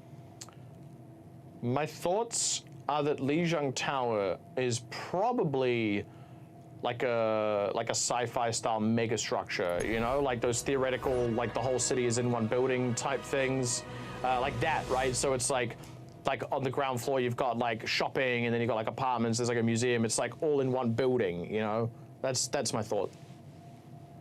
Okay, Thinking and that about unless the Fantasy players? Sigma can pull Malaysia back in, this is going to end up being a fairly quick series. India, unfortunately for Malaysia, clearly just going to be the better team here right now, and it's difficult for Malaysia to catch up. Yeah, do you think that Malaysia have practiced this comp with the Junker Queen tank, and so they're just kind of playing with it because it's what they know, it's what they're used to? Do you think it's maybe something like that that's happening here? I think it's just a problem with Fantasy's hero pool. Limited pool. That's all it is. Yeah, let me tell you, Right, 5 metas ago, this guy with that Junker Queen would have been on an absolute tear. Yeah, Junker Queen was quite strong, but it does look like, it's a lot of Ramatra play at the moment. And now we are looking here now at India's lineup. We can see that Matrix has been subbed in, and Iron Man will be sitting this next map out. And the map choice will be by Malaysia, as well, as they did unfortunately lose the last map to India. So let's take a look at what map they've chosen. It will either be an escort or a hybrid, so quite a few choices they can make, and it's going to be another Circuit Royale. Avril, you called it. Circuit Royale. It's going to end up being obvious. This is the only place in Malaysia was. This is where Malaysia started to look reasonable versus Singapore yesterday, and the only opportunity they can sort of find in reasonable tank matchup is like pulling it over towards the Sigma. See if it ends up being enough. So this is probably what also is why you have Matrix coming in. Time to play some Widowmaker, time to play some double sniper.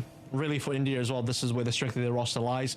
They have kind of their choice of whoever they like for DPS, because all three have contenders level experience. So yeah, it's a strong point for India for sure.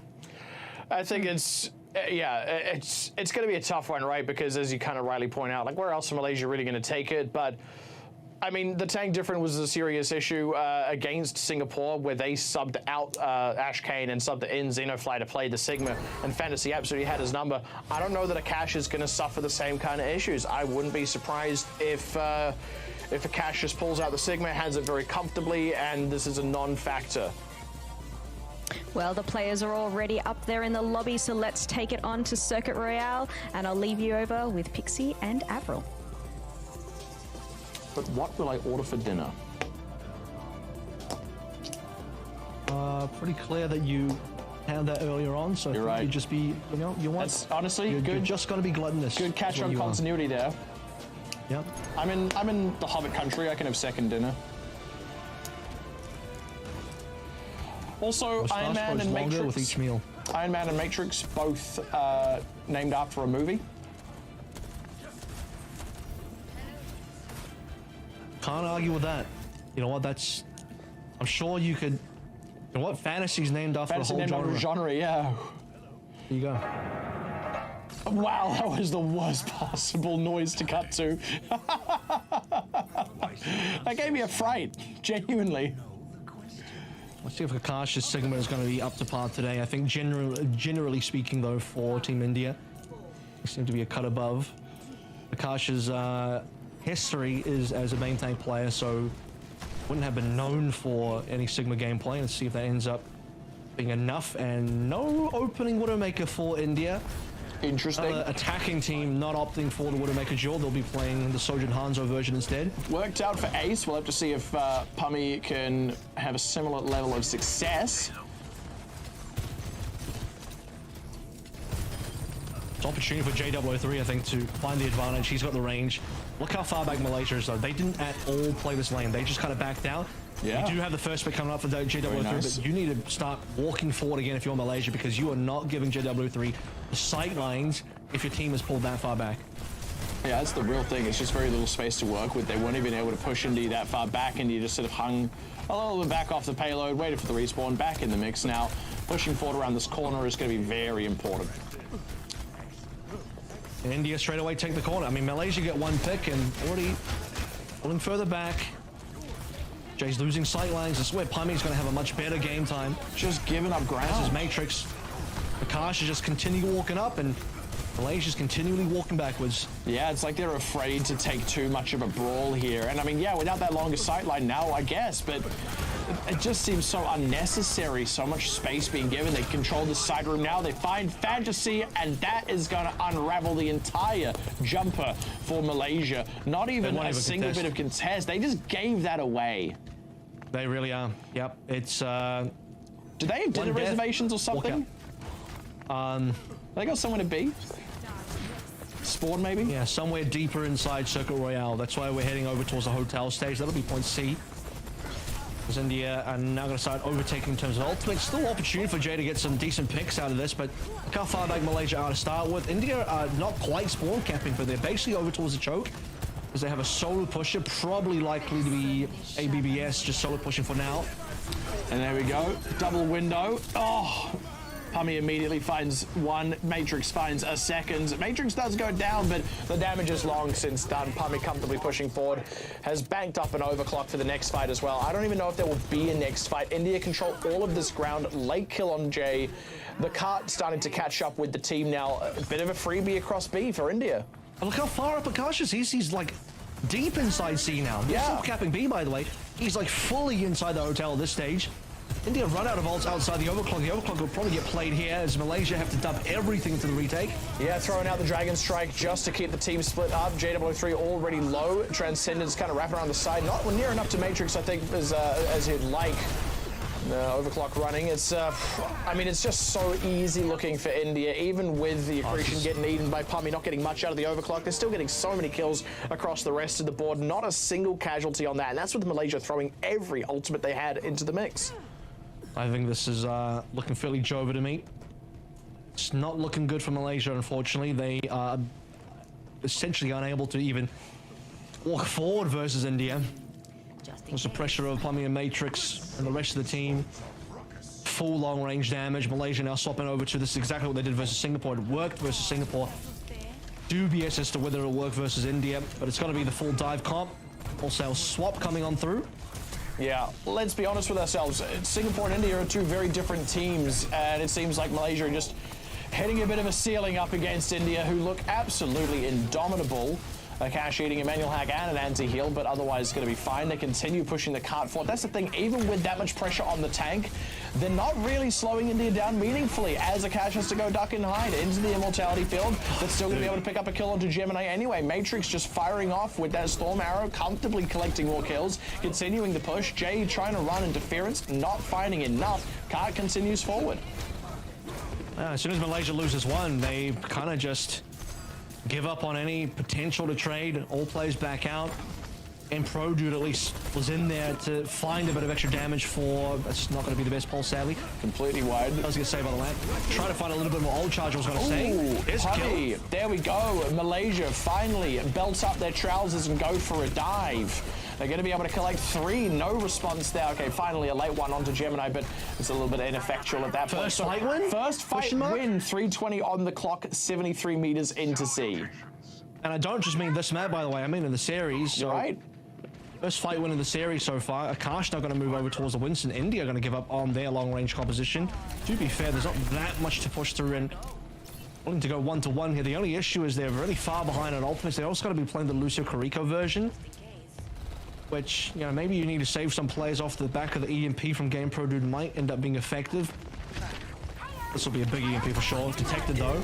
Ooh, he's been detected and immediately taking a chunk of damage, ends up going down, and Jay is able to just kind of, or rather Matrix is able to kind of last it out and back away with the recall. Now it's Fantasy stuck in a bit of a corner. Akash is a little bit surrounded here, able to pull back to his team, bubble down, nope, followed up. Abs, I think, just took a dive there, went off the edge.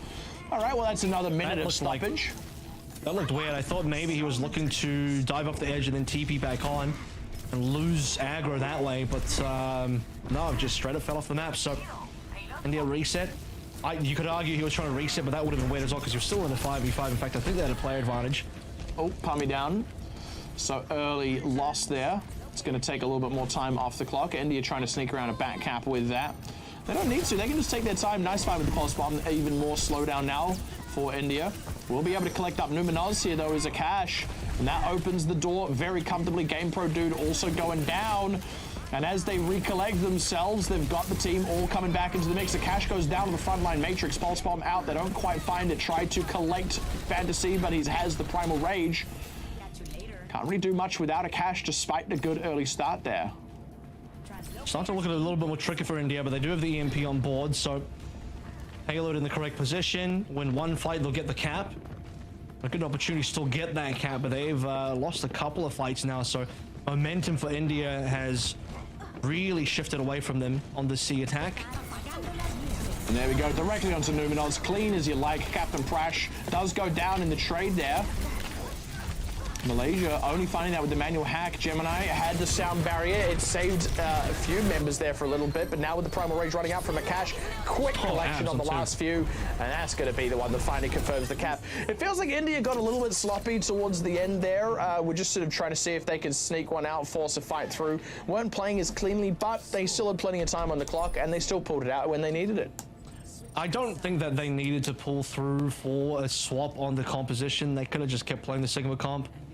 But yeah, they opted to match Malaysia. But the issue is when you go and match the opponent's composition and you're one fight behind on that, you're going to be really far behind on ultimates. And Malaysia held all the cards of the EMP, that everything else going for them. The EMP did pull through on the coast side of the map, and India strangely lost their fight. Still not too sure what happened to Abs. I don't even think he got booped off the map. In any case, India, off the back of that loss, they then just had to wait a long time, build up ultimates, get Pummy that EMP. Still had some okay push, but not enough real pace to get it to the end. And eventually, though, 59 seconds left, EMP to win, and you get it. So, yeah, I think they could have just won with the Sigma, though, personally. Honestly, yeah. At any rate, the real tell is going to be whether or not Malaysia can actually cap out the map. They didn't have any success until, as we noted, 3 minutes 20 left on the clock. All the way deep into C, they finally got their first fight win, not just of the map, but of the series so far. They're going to need to get a lot more of them if they want to be in for a chance still. India seem to be outclassing them so far. I'd be excited to see Malaysia really kind of pull the finger out and start performing a bit better.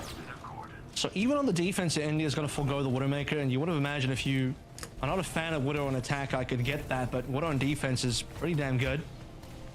Jay's not going to shy away from it at all. See how much further up India's going to play, though. They kind of need to be playing further up because you need to give Pummy a little bit more medium range to fight up against Jay. Otherwise, you know, this Widowmaker is just going to be difficult to play against. Taking their time here. India giving up a fair bit of ground for now. Obviously, they want to take the shorter sight line around this corner. They don't want the super long sight line. They need to play tight on this corner. They need to play tight on the hairpin at minimum. And this is the opportunity now. While Jay doesn't have too much of a free sight line, just trying to keep tabs on Jay. Whew. Felt that one whiz by his head, he did. Trying to pick up something. Malaysia take a little bit too much heat on the front line there with Fantasy and have to back away. Malaysia is trying to take bridge for now. Interesting. They're not really able to. I mean, yeah, they go up the high ground. They have to drop off. You're not going to have good sight lines up there. Not really. Early catch, and it's not what you'd expect. A lot of low members, but everyone getting comfortably topped off by India, and they've got the window available for well, anything really. As soon as Malaysia start pushing around this corner, they're going to have to deal with that. They've got a window of their own, but they lose J003. Abs has been the one collecting a lot of these kills with the help of Matrix, mind you, but nonetheless, Fantasy now having to back way out of this one. Still more kills coming in the back line. Nice find on Pummy, though. With the closer respawns, that does present a potential opportunity to Malaysia. That's the only thing that Malaysia will be able to walk away with, and there's a brief moment of a 5v4. India will back out towards the corner once more. I mean, it's thankfully not that far away, but Malaysia is once again moving slow enough that 5v4 window is already closed. I think Pummy's here. Malaysia touch the payload, straight back into a 5v5. Ooh, a cash! No, goes for a flux. Double flux there. Fantasy gets the far better end of that impressive stuff. They're able to deal with the immortality field. Can India maybe find something back now? Matrix taking a lot of heat. Fantasy kind of free pushing around the corner. This is to be expected after winning that tank trade, and now, whew, there we go, another one onto Pummy, so no overclock here okay to come through. That will indeed be the cap. Took them a wee while, though. A little bit of extra stall out from Captain Prash there, but collects it. Late death onto Matrix. A cash did not need to come in. It's a strange, well, he's unfortunately already committed, and it was a strange death because we saw that Abs popped Transcendence, so he got bursted so quickly the Trans didn't save him. Everything was there. I think he must have India got mega lift in the air. He just took everything at the same time. He took all the damage at the same time, and the Trans didn't save him at all. Yeah. Unfortunate. They all lifted up together, so I don't think he was out of the AoE. Maybe the timing was a little bit off, but No one can hide. I would have imagined he could live there, but just had to have been all the damage all at the same time. Dragon Strike out from Matrix, not collecting much. Overclock running from Pummy, trying to barrel forward, find something. Numenors with the Transcendence, and we've got the Immortality Field deployed from Gemini, so everyone's just fine.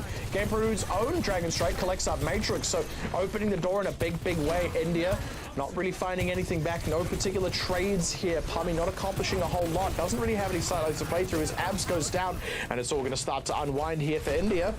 It's going to be a pretty clean beat cap for Malaysia. Just a snowball overthrow from A to B. Malaysia not losing too much time there. Okay, opportunity now to finish the map. India does finish with 59 seconds remaining. Just over 4 for Malaysia here. Now, Malaysia is the type of team to consider the swap over to the Winston dive comp. That hasn't happened yet. They want to play through the ults first. Where does India dig their heels in? Because they haven't been able to really ult for a little bit. I think we did see the Dragon Strike in the last fight, but yeah. This is actually a similar time. Similar time as what India had on the clock as they came in to see. So real opportunity presented to Malaysia here. They could cap out. Ooh, and they find Pummy early. Excellent stuff from GamePro, dude. That keeps the payload moving forward once again. 3 minutes 20. Or 3 minutes 30 rather. What can India get in trade? There we go. A rock onto Fantasy, and he is indeed rocked. Rocked to sleep, I suppose. Okay, first big reset. This is where India start to, I mean, just off the back of one window ultimate as well, there wasn't very much. There's single ultimate, you get a fight win, another good rock from Akash. Malaysia's going to start losing a lot of time. That's the first minute of the 4 that they had on C gone. And never really taken much ground. Spen just kind of scrapping, and just as they get in position to start moving forward again and making something happen, they lose GamePro, dude, just kind of in a one-on-one against Matrix. Fantasy is staying in it, trying to keep the forward pressure down. Takes another Recreation, has the window at his back, tries to go for a rock of his own back onto Akash. It's just this really scrappy back and forth. Here we go, Transcendence committed. They have already lost Pummy, now losing Matrix. Unforced there. Fantasy going in for a nice flux, collects Akash, and the brawl ends up working out. That was really odd through that window. Well, it's triple ultimates used there. Fantasy gets around the back. He cancels out Akash's ultimate, so decent rock from Fantasy onto Akash, but then India kind of stuck in that position. They want to push forward away from, into the window and away from the flux, but Malaysia have the double angles to work through. Payload now is right at the end with 2 minutes remaining. Single Dragon Strike actually might be enough from GamePro, dude, if they can really force a fight, especially into the side room here. Throws it down around the side. Jay is already low. Akash eating a lot of that Dragon Strike. They've lost the Immortality Field already. Matrix has to throw his own one out now. Straight down the main line there. Fantasy a little bit isolated from his team and will go down for his trouble.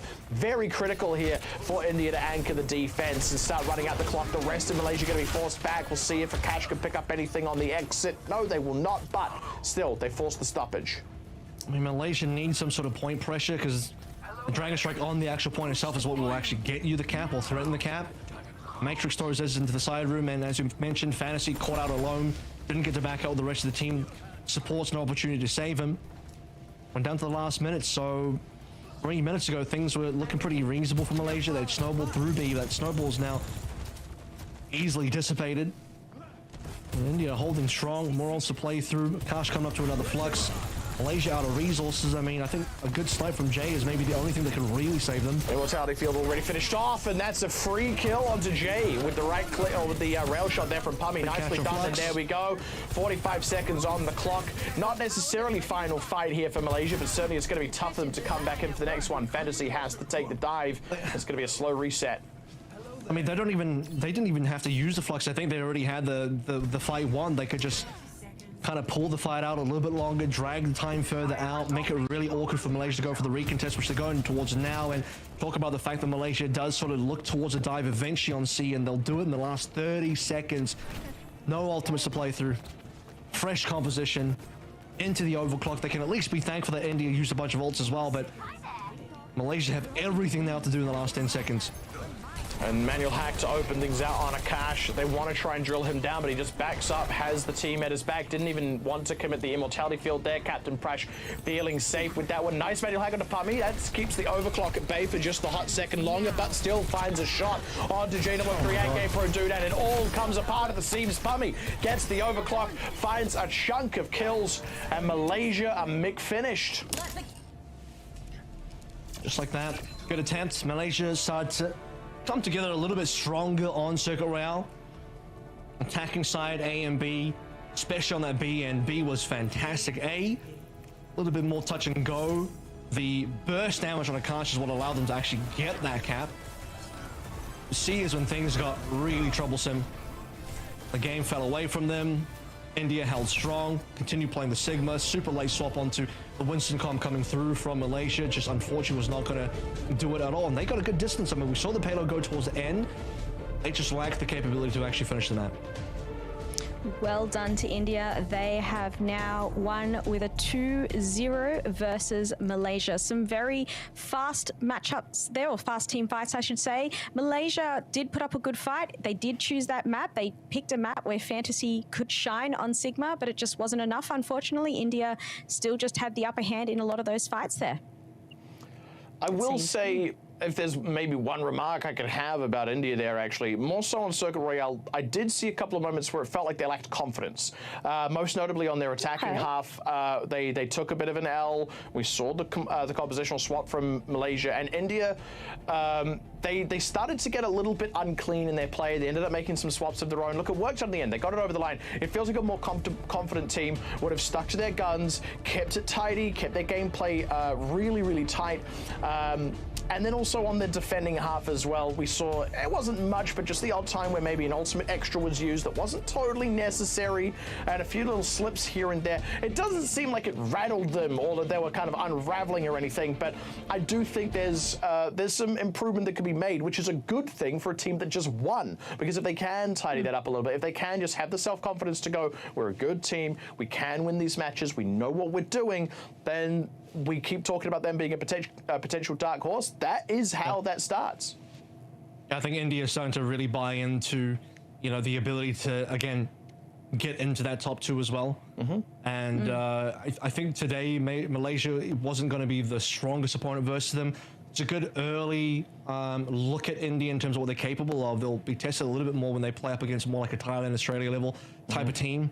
But with only 2 spots and I think 4 competitive teams, you know, 2 end up missing out here, 2 will make it through.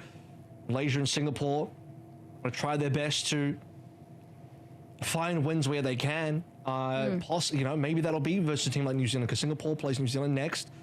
That's going to be an opportunity, but here Malaysia, I think, completely outclassed by India. India just a far better team. Absolutely. A very good start to India. Like, you know, the first game they've played for the online qualifiers, you know, that's a really great start. They should be happy with that, you know, coming in strong. As you mentioned, yes, maybe an easier team, but a really good start for them to show everyone else in this competition what they're made of and to show where they shine and, yeah, how they're playing really well as a team. So well done to them. And look, hopefully we might get a chance to maybe chat with one of the players, which would be really cool. But yeah, see what they have to we'll say. Have to wait and see. And I mean, I think mentally as well, this is quite a significant beat as well. You sort of mentioned there at the start of that, Kevin, we haven't seen an Indian World Cup team for a very, very long time. Obviously, there hasn't been a World Cup for a couple of years now, but the last time we saw them, it was a very different looking team and not one that you would expect to really have a lot of performance potential. Things have changed quite significantly since then. This is a solid roster. So this is a really nice, I would say, emboldening start for not just this team specifically, but also the fans in the country backing this team. It's always nice having a team that you feel like you can root for that could potentially go the distance. Really, really satisfying that this team has already come out just performing as we expected them to. Good looking team, yeah. Yeah. All right, everyone, we are going to take a short break, but don't go anywhere because we will be back with Singapore versus New Zealand.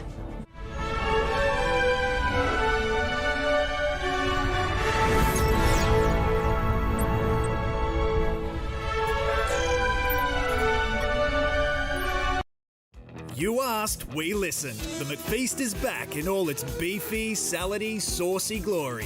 Value means more at Macca's, so grab a McFeast lunch deal now for only $5.95.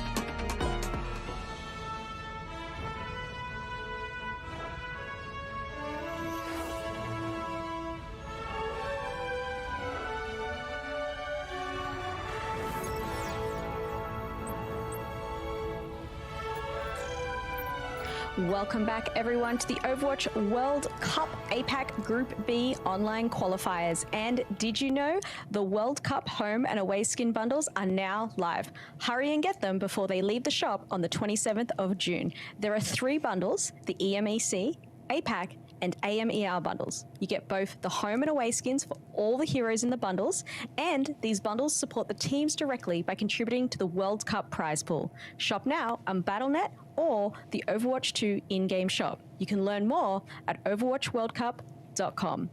Now, let's have a bit of a chat about India versus Malaysia. We just saw them battle it out. India has won 2-0, and they were some pretty fast matches, I would say. Pretty fast maps there. Any thoughts? Yeah, just very one-sided. I think we expected that India was going to be. I expected India was going to be a strong team coming into this one, and I think they proved that well and truly in that matchup. A little bit of a slower, not quite as dominant on Circuit Royale, but map number 1, Lijiang, was about as quick as you'd ever see. Honestly, yeah. Yeah, yeah, quite quick. Not much. Yeah, well, look, let's take a look at our next teams. We have Singapore versus New Zealand. So let's take a look at the Singapore lineup and their starting team. Now, we did see Singapore play yesterday versus Malaysia, and it looks like we'll have a similar lineup here to start us off. Any comments we'd like to make about the Singapore team from yesterday and how they played? Yeah, well, I don't know if this is correct, but it says Cup is on DPS. Yeah, it was on support yesterday. I wanted that. What is Fafa on the roster? I mean, where's Vital? Because Vital was one of the better players, right? So this is not the same starting lineup. You are correct. I misread that. Also, wow, bit of a change. Vips's favorite hero is apparently there's 4 support heroes on your screen right now. Now there's 3 handsome people on your screen. All the support players are in. All right, well, will be interesting to see how that goes, and hopefully we'll take now a look at the New Zealand breakdown in a moment and see the team. Now, obviously, Pixie, New Zealand, your favorite team here? I mean, let's not go nuts, but I mean, I kind of have to more than anything. I'm sort of obliged to root for them because if I don't, they can hear me. They're within earshot of the studio at all times. Small country, we've been over this. So I guess, yeah, hopefully they can have a bit of a better showing than yesterday. Obviously yesterday, a bit of a tough beat against Thailand, but that's the sort of team you can't be too upset about losing to. That being said, you actually should be, because you need to be beating teams like that if you want to make it into that top 2. Thailand, of course, just took a loss against Australia, so if you sort of look at what that maybe does to the pecking order, this is a critical win now for New Zealand if they want to actually show that they do deserve to be talked about when we're talking about who's going to make it out of this group. I think it's a required win. I think New Zealand would be, they would, I wouldn't say they're out of the tournament, but if you lose to Singapore here as well, your ability to catch up to Thailand, India, Australia is going to be shot out. So I think New Zealand kind of has to win here. If they lose, I will eat my passport. Sorry. You eat your passport? Oh, goodness. Well, I think New Zealand I think they should lose just so we can see that. I want them to lose. Very bad. Probably very bad for my my gut microbiome if I eat a passport, but yeah. You got enough microplastics in there, it each add a bit might more. as well throw in a macroplastic. Oh, well, goodness. Well, look, they have a very strong lineup. They've got JCap leading them there as the tank. Color Hex, we have spoken about before, you know, previous Overwatch League player, quite a flex player as well. Very strong players across the board here for New Zealand. So, look, I think they're going to go into this match very strong, very confident. This should be one, as you've said, that they should win. Because of the little blue plus next to the name, because he's playing support, Finn just looks like a nationality. Like, it just looks like a saying. That's where he's from. Yeah. I'm not gonna talk about what's. I mean, have they? That could be anything. That's just 4 stripes. What gives? Just a. I've got my pen. It's a whole flag and for some I will countries. throw it. 4 stripes. I mean, 4 stripes is more stripes than most countries' flags as it happens. Yeah, that's all being greedy, actually. Yeah, we had a whole referendum to change our national flag a few years ago, and a bunch of people protest voted because they went, oh, well, it's a waste of money, so I'm going to vote for us to keep the old flag. And it's like, well, now you've guaranteed that it's a waste of money by not changing the flag, you buffoon. God, get me wrapped up here. Let's take a look at our first map today for Singapore versus New Zealand. It will be, of course, a control map, and we get to go to lovely Lijiang Tower again. So, Pixie, you can do more speculation about Lijiang Tower and what is going on there for our control map today. A supervillain lair, maybe. Ooh. You know, like a billionaire's private collection. It's just one guy's house. Ah. The night market, it's all for him. He's got all these shops. That's why there's no people there. All these shops and all of these places he can go in is just for him. He just picks which one he wants to give patronage to that evening. Well, we've seen a lot of Lijiang played. It is a control map that is very much favored. And look, we're going to get straight into it because the players are all ready to go. So take it away, Pixie and Avril.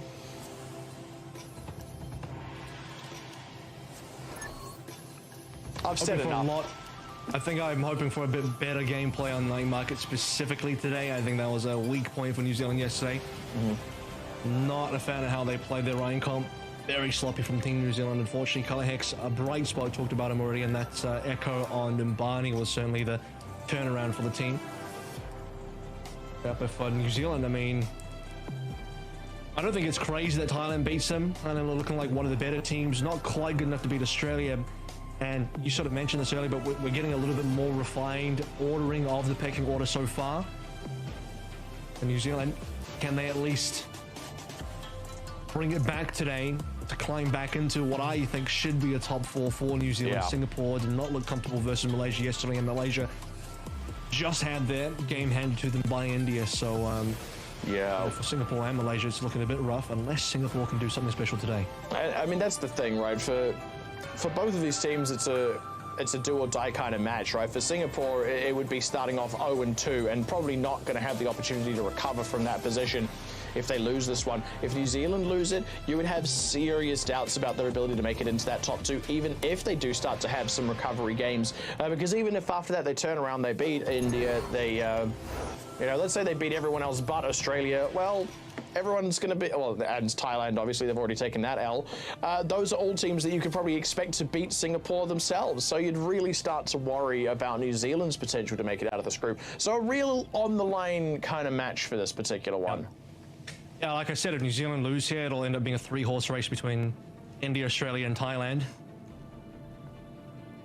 Now let's see if Singapore could buy themselves back. Obviously, Singapore have a super difficult journey given that they lost to Malaysia. So I mentioned yesterday as well, like between Malaysia and Singapore, if one of those teams is going to have any real shot of even potentially fighting for a top 2, you have to beat the other team in that sort of battle. So Singapore already started behind, but the good thing about this matchup is somebody does have to win. Both teams losing yesterday will now have the opportunity to turn that one around, a 0-1 to at least a 1-1.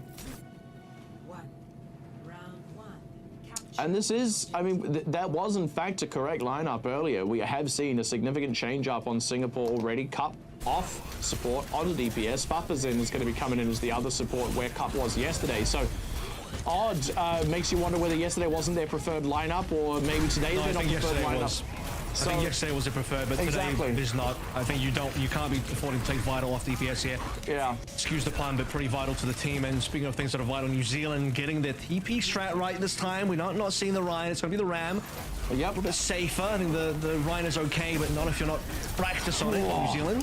Paper and Cup. The Ash came through. Yeah, just sat in the middle of a vortex, taking beam damage from past turrets. Really nice setup there from New Zealand, kind of forcing Singapore to bust their way onto the point, completely controlling the geometry of that fight, and very comfortable with the opening cap.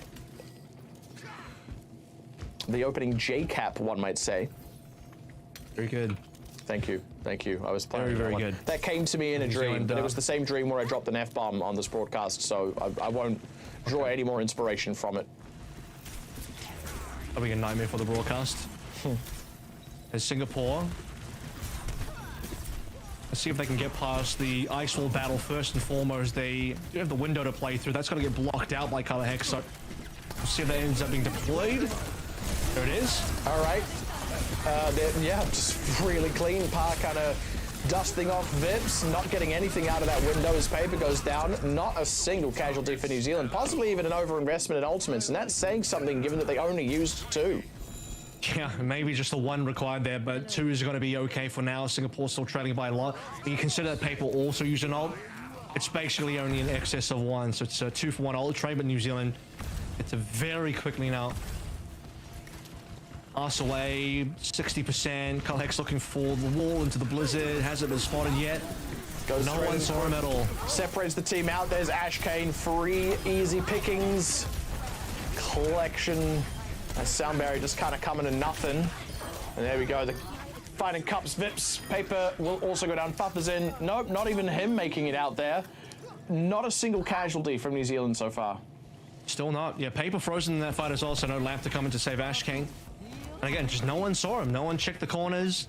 Very obvious. Not just main position, but Reaper's hide there as well. Not that New Zealand are running a Reaper, but you commonly do run into Reaper sometimes. Check your corners even in this game. And Ash Kane just wants to try and barrel onto the point, set himself up with his Annihilation. Ice Cube there from Color Hex, pops the Blizzard down as well. Everyone just trying to fight through there. Yeah, they still lose Ash Kane. So that's a decent Death Blossom. They find August. That's their first kill on the board, but that's the only one they're going to be able to pick up as New Zealand collecting the rest of the kills in this particular bout. Paper not going to be able to recontest. 100-0. Absolute and utter lockout. Yep. Very dominant. They tried to catch Par there, but Par just TPs away. You can see from Ash Kane's POV, he just did not know which way to look. Didn't really find anything there. A little bit left to be desired on Vips's Blizzard there as well, as it was pretty cleanly dodged out by New Zealand. They just speed out of the way, TP out of the way if they need to. And it begins quickly with New Zealand just having the early teleporter strat, getting onto the point, forcing Singapore to come to them. And from that point onwards, New Zealand never got off the point, never had to get off the point, only lost how many? 2 players? If even that, only happened in the last fight.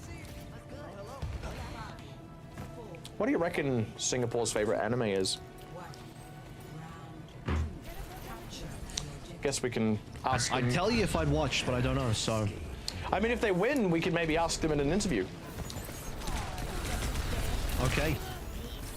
Just they'd have to do a lot to win, though. They get the health pack pickup, but Paper's already down Off anyway. the point. So it doesn't matter. Manual hack onto Ash Kane. He's definitely going to go down there. Not much that defense can do for him. Cup going to have to take the dive. Doesn't actually take any damage on the way out thanks to that Wraith form, so doesn't give away any kill credit, doesn't give away that little bit of ult charge, so that's something. Micro plays, you know, if you're going to lose, you don't want it to be as brutally as possible. I'll just be giving away the point instead, and New Zealand will happily take that. At least have a full mirror matchup this time around. But for Singapore, unsure if that'll end up being enough. Let's see which direction they want to pull in from. It's going to come from White Room. No maze to think of here, which is probably a good thing for Singapore. They're not going to get locked out. They can just walk onto point. Nice manual hack again. Vip's already low, has to duck for safety.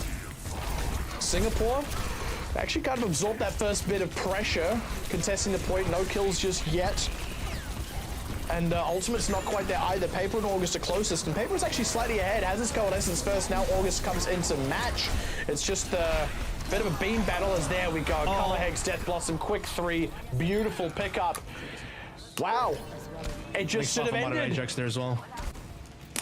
I might have to get confirmation, but I don't think Fafa actually got the sound barrier off. Possibly, I'll have to check, but I certainly didn't hear it. Both.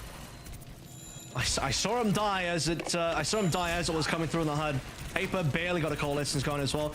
Color Hex just cleaned his way through. Yeah. Singapore. I don't think have they got a kill yet this map. This round. They got a kill last round. This round it's looking pretty dire once more. Par manually hacked though, and taking a bit of a beating. Finally that expires. He's able to throw out his own EMP, and quick conversion there. JCap fighting 2-3, now collecting Cup, who was otherwise trying to get work done with the Death Blossom, only found Color Hex for his trouble. Looking on track for another 100-0 lockout. Color Hex going to come back in on a Pharah. One quick conk kill could seal it. Ashkane now into the Diva. That'll be a little bit quicker to go towards the point. I mean, you could imagine it's a coincidence that he goes Diva as Color Hex goes Pharah, but I can promise you it's just a faster hero to go for the touch. Cup is already down. Doesn't even make it there. They're one man short as Ashkane manually hacked. Not going to last very long in this mech by the looks of things. Has the supports at his back at least. Able to get healed off a little bit, but struggling. Has the feather step off the point. There we go. There's the D mech to come through. Obviously low self-destruct to be able to reset it. Buffers in, goes down. And there you are. 200-0 lockouts back to back. New Zealand, that is absolutely the recovery they were looking for after yesterday. Yeah, I'm thinking your passport is pretty safe at this rate. Not that it was a difficult bet to make at all. It's like, will the sun come up tomorrow? I guess it will. Yeah, sure. I was starting to think about if the sun doesn't come up tomorrow, I guess I'll eat my passport. What a bet to make. But yeah, Singapore 200-0.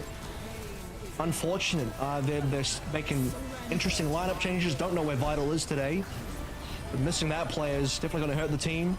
This is where Color Hex just rolls through and cleans up on the Death Blossom. I mean, that's the tricky thing. We've already had questions about Singapore's roster because of the significant changes they've made to it already. And now not having Vital in the mix today, I mean, the questions just start to compound. And, well, the net effect of it all, even if we're not getting answers to those questions, is Singapore just don't have the stuff on the day. They aren't able to measure up right now.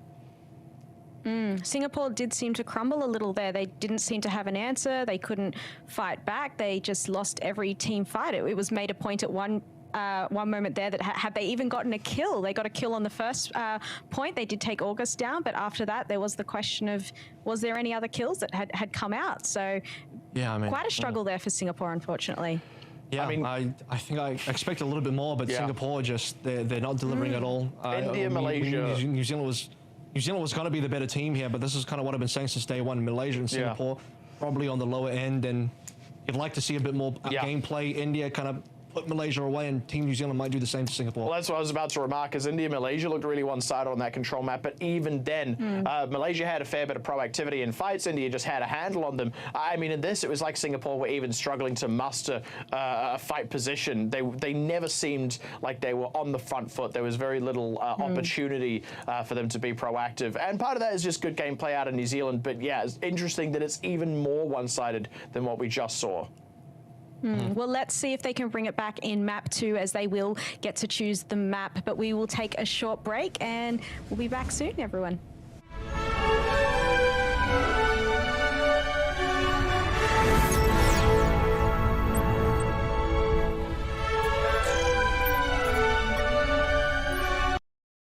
You asked, we listened. The McFeast is back in all its beefy, salady, saucy glory. Value means more at Macca's, so grab a McFeast lunch deal now for only $5.95.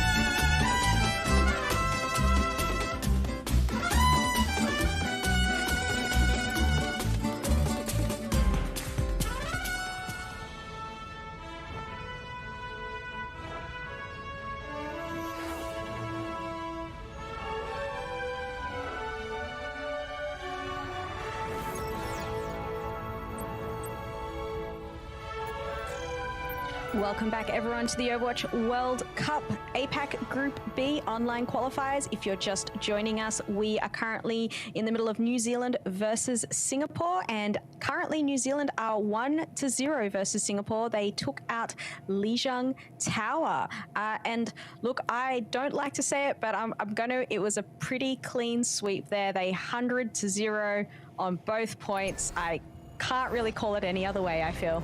I mean, I have no qualms about the saying thing it. you didn't want to say, I said much more brazenly on the broadcast, a lot more brash as well. So, I mean, I think at this point, I've somewhat called it. That was just way too one-sided. To be fair, Malaysia had a little bit of a comeback on map number 2 versus India. Singapore, can I say that this opening map looked even more one-sided than the India versus Malaysia map one? You can, because that's exactly, yeah, I've already said exactly that. So yeah, well, I think we're all in agreement. This is so far brutally one-sided, and it's interesting that you mentioned that second map actually between India and Malaysia, because that's going to be the real tell here. If Singapore do have even just a little bit of gas still in the tank, if there's something that can still come out of this this particular incarnation of the roster, this is the map where it's going to have to happen. Otherwise, I think we're going to have our most one-sided series so far, and possibly of the tournament. Well, actually, Australia still has to play Singapore. One-sided so far, One-sided got so many far. games to the go. The worst day of your life yet. All right, well, let's take a look at the map that Singapore have chosen here to hopefully have a bit of a comeback, and they have picked Watchpoint Gibraltar. We haven't seen that yet for these online qualifiers. A point with some very high points and things. Yeah, not in this region, true. But yeah, some great high angles at the starts there. I'm gonna guess we're gonna see a lot of maybe double snipers again, some Hanzos and Widows here. This map changed a little bit. You know, we've shifted spawn positions on, for this later season. So Gibraltar it's still mostly the same. It's like near identical, but just a few changes in terms of spawns and different doors and whatnot. The flow of the game, I think, is still largely the same, so that won't change too much. But a dive-heavy map, as you say, which opens things up for snipers on big angles. But with the Widow nerf as well, some of those angles are going to be less effective. I'm not exactly sure how these particular two teams will be handling that today. I think when you look at their lineups, ODP did get swapped in over JCap for this map, which means New Zealand at least want to be looking towards the Winston. I think Diva from JCap would have also been fine, but we're going to be playing the Winston version instead, which likely means Brig and Anna on the back line, and possibly Tracer Sombra on the front. You might not even see any snipers if we just play Tracer Sombra. I was going to say, you Yes, talk about well, dive ODP. Oh, yep. That's, I mean, yeah. New Zealand have very clearly signaled what their intention is. All right, well, let's get into it. The lobby is ready, and we'll make our way over to Gibraltar. And I'll leave it over with Pixie and Avram.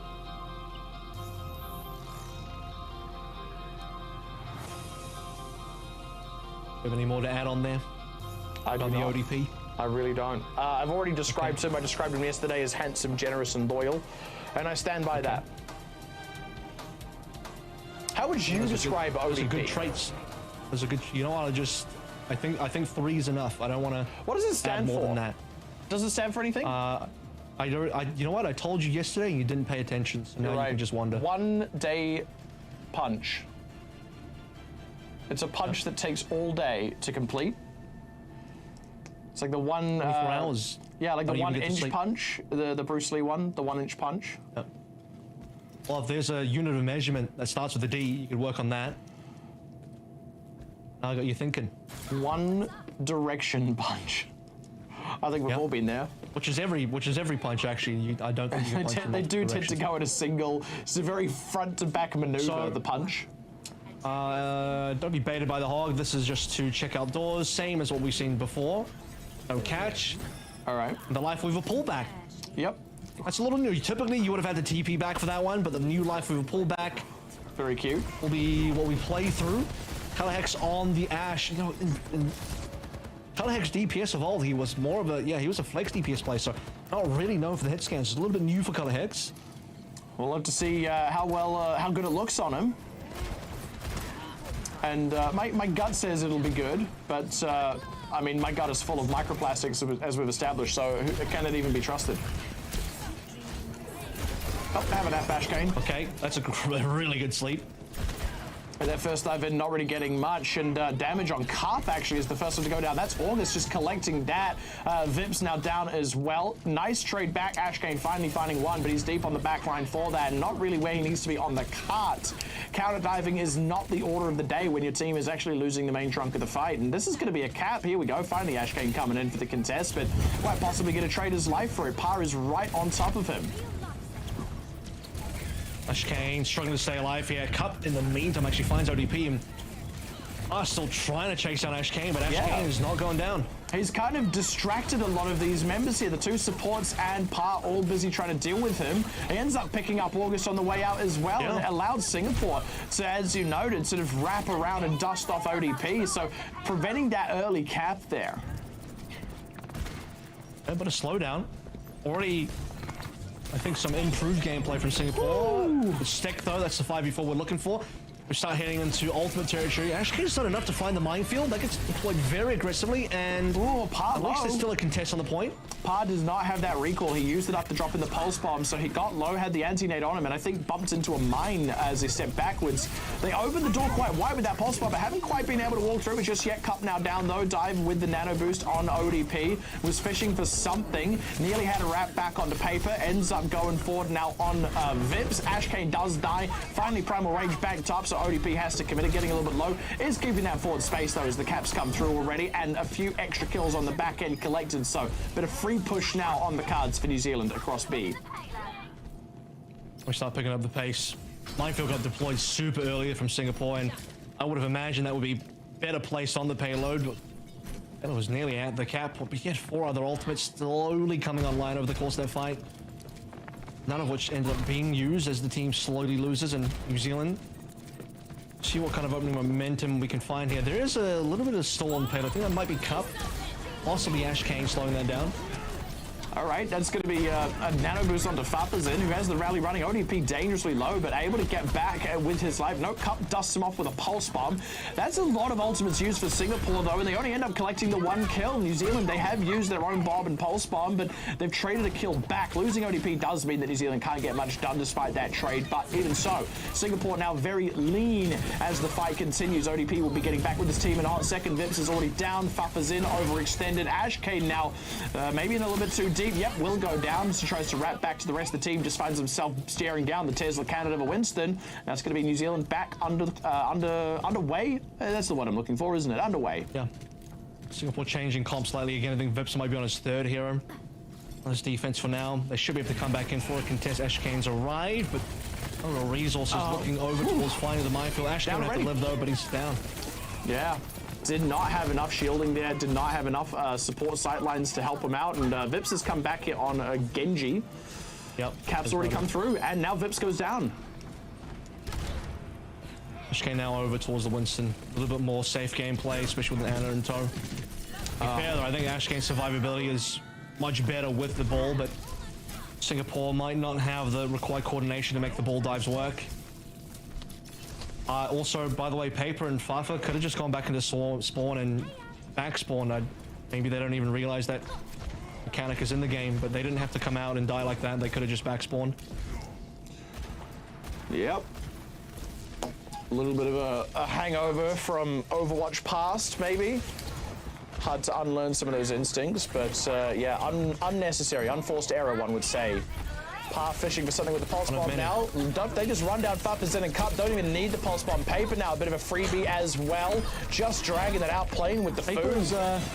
Paper's trying to walk back into a spawn that doesn't exist. Because that's where the old spawn door is. And he's trying to walk back into the old spawn door. This is a player who we also just saw not utilize a mechanic that is new to the game. I think that's really telling about the state of this Singapore team right now. Possibly. A lot of the changes, we get a nice little third-person top-down view of the final point there. That's where most of the changes on Gibraltar came through. They picked this map. So they picked this map. We get to see a bit of a variety, some variation. So thank you, Singapore, for that. Yeah. And again, look, I'll say the old spawn doors locked out now. Yeah, I said it before. It's hard to unlearn those instincts. So, you know, one can be a little bit gracious to paper. Required. Exactly, necessary and required, especially when it's a map that you intend on picking. That is not. That's a weird mistake to make. It is, among many strange things. It's attacking side now for Singapore. They don't have to worry about defensive spawns on C for the rest of the series. Depending on who picks Gibraltar or who doesn't pick it, maybe not for the rest of the tournament, is the first time, and we'll see if Gibraltar comes up. And again, we've had a lot of Circuit Royales, and I did mention that Ashkane on the ball was at least providing a little bit more distraction, some perhaps individual prowess coming up against New Zealand was good to see. There was that one sort of goose chase that we had earlier on with Ashkane on the ball, running par around the map while ODP was dying. That was maybe the one highlight from Singapore on that defense. The rest of it was, fortunately, not super present. Now on their attacking half, Singapore, I mean, they've really got their work cut out for them. They've got to cap out the whole map. They've got to do it with a competitive enough time. And just under 3 minutes on the clock for New Zealand is a hell of a lot. So even if Singapore cap out, it's going to be a time bank on the back foot, one would expect. So we have to see how far they can go and whether they can maybe make this a little bit competitive. Here we go. It's a double Widow, sorry, the double sniper composition, of which Widow is a part of it. And you still do outrange the Ash by a little bit, but not as monstrously as before. Free payload push for now. I think that's fine. I think if you're Singapore, keep Ashkane on the payload. New Zealand, okay, they do contest. It's probably par on the low ground. Oh, heavens be. Eating a few hits there. That's actually good. Yeah, New Zealand really in trouble. Ate a lot of harassment around the side from Paper, and then Ashkane went in to follow up. Unfortunately, not able to continue the follow-up as New Zealand just sort of ripped back around, isolated Paper, realized he was easy pickings, collected the other support, now cut down. Ashkane trying to run interference, collects maybe something on the way out, but not able to find it, loses his own life. And that ends up being a bit of a failed non-starter there for Singapore. So the problem with the good dive is it was a one-man dive because there's no other dive heroes really unless Paper wants to TP in. Two snipers, you're kind of just hoping that your two snipers connect shots while the player's being boosted up by the pile driver kind of in the open, but that didn't really end up happening. So Singapore once again slowly pushing their way around. I don't know why Cup would drop down. He's going for the 360 no-scope. Vip's burning with the dynamite as well. Survives, but not for all that long. ODP's got his number with the follow-up. Buffers in. Stuck around the side. Here's Par to collect one. Will be able to finally find it. Took a hot minute. Gets in with the quick melee. Ashkane's had to pull all the way back to spawn. Doesn't want to heal himself. He wants to wait for the supports to come out so that they can get the ult charge for healing him. Man. Slow going. New Zealand still in the same... Okay, 5 HP, didn't make it out. Where's payload? Still in the car wash. Yep. 1-for-1, finding par is good, but they keep losing members. Primal Rage now. ODP is keeping them stuck in their base. This is pretty brutal. Oh, Paper just stepping out far too long, goes down. And at this point, that one kill they got on Par is wiped clean. Par is back with the team. That's nothing gained for Singapore. Yeah. This is looking like a full hold, I think. 130 roughly left to go through. Another one. Players trickling in. Slowly changing this composition, but not into anything that would give you too much confidence, I'd say, at the moment. New Zealand just holding onto ultimates because they can. Oh, Pulse Bomb collecting one. Expended. Very nice. 1 minute 15 left on the clock, and Singapore have yet to even mount much of an offense here. They don't even know how to start approaching New Zealand. Do they go in with the Wrecking Ball in the minefield? Do they try and pick something off with Vips? Cup is now out on a Soldier. They're all over the show. There it is. It's going to be minefield. They got Color Hex on high ground. Can they get this kill? Surely the Color Hex dies. Yeah, he's stuck between a ball player and a minefield. And finally getting some decent payload movement. And going now back up onto the high ground, trying to dislodge August and Finn. Not able to find it. And ODP with the nano boost at his back dives forward, finds Vips. So that's a reasonable DPS trade. Color Hex will be getting back with the team. And New Zealand are just slowing this one out, stalling it out. ODP finally goes down. But the card's so far back, New Zealand get another shot at a contest here. Color Hex comes back in with the Bob. They are not wasting any time with this. They've still got the supports there. And here we go. Finn just absolutely barreling forward with that rally running, collecting the kills. Par is really feeling himself. And all of that good play from Singapore just starts to fall apart. 15 seconds now, and they're back in spawn. New Zealand back in the same position they were before, which is a strong defendable position on Ashkane is probably not going to make it out. Oh, heavens be. Maybe if he didn't get caught around the geometry, but that's going to be a tank on, no touch, it's over. Pretty brutal. Pretty brutal. Not expected. Not expected. That was one of the more one-sided full holds I've seen in a while. Just not getting any kind of play, stuck back in spawn. I mean, we saw Ashkane having to roll all the way back to spawn and then just wait there. Didn't want to go all the way into heal, but you know, next best thing while he was waiting for those supports to come back. Just absolutely brutal. And that'll be a 2-0 favouring New Zealand there. Well done to them. Pixie, you must be pretty happy. New Zealand's, got a win under their belt now. Well, I'm relieved. I think if they'd taken an L there, that would have been a bit of a death knell for New Zealand if they'd lost that. I'm going to be completely honest with you. So, yeah, good to see them actually pulling out a win where they should. Certainly keeps their tournament hopes. It keeps them alive. They're a long way from dead, but satisfying, shall we say? Satisfied is how I feel. A necessary, required win there for New Zealand, and I think maybe strangely one-sided because maybe I just expected a little bit more out of Singapore, but they came in with even a different lineup today, and not the kind of lineup that is like, oh, I can understand why they're doing this, but like Vital was one of their better players yesterday, and they've moved a support player onto a DPS, and that did not look like it helped things at all. You have players that haven't played the new Gibraltar yet, despite picking this map. It was all over the show, sadly, for Singapore. Yeah, but you know the saying, bringing a knife to a gunfight? It feels like Singapore brought a shovel to a gunfight to dig their own grave first, out of respect for their opponent. Damn. Oh, goodness. Well, look, Singapore unfortunately did look like they struggled a little bit there. They couldn't even get the first point. A bit unfortunate. As you said, they picked this map. So not too sure what was going on there. They really pushed that ball as well, which maybe that wasn't the right choice there. Like, so many sleeps kept happening. August just kept ball down, like, constantly. So, yeah, well played by New Zealand there for them. And like I said, I'm satisfied. This has been a gratifying outcome to the evening. I like that they keep putting these New Zealand matches right at the end so that I have to wait the whole time just to see what the outcome is. I'm pretty sure, it's on the last day is New Zealand versus Australia. Is it also the last match, I wonder? Yeah. Oh, for heaven's sake. Correct. I've just got to wait that entire time. I'm not going to be able to sleep. I'm not going to be able to eat. I'm going to be a wreck by the time you see me next week. I'm going to be disheveled. I'm going to be unshaven. I'm going to have no shoes on. I actually currently have no shoes on. It's going to be disastrous. It's going to be the worst version of me. Well, thank you. That was a bit of TMI, but hey, thank you for that, Pixie. Let's cut over to the leaderboard and see where the standings are at the end of day 2. And as you can see, we've got a few there. India and Australia both with wins on the boards, no losses so far, followed by Malaysia, New Zealand and Thailand, all each with 1 win and 1 loss, and Singapore at the bottom currently with 2 losses. And at this point as well, you know, I think India really impressed today. This is rounding up to be the expected top 4 position. I think the real question is, you know, where does the more top 3 kind of look? And even beyond that, what does the top 2 kind of look like? I could also kind of argue that for Singapore, they played the 2 opponents they maybe had the highest likelihood of beating, which is both Malaysia and possibly a New Zealand that wasn't on form, but New Zealand was on form for this particular game. And now beyond that, when you consider the rest of the teams they have to play are India, who dismantled Malaysia, Thailand, who beat New Zealand, and Australia, who beat Thailand, it's like, yeah, the rest of the games are looking pretty rough.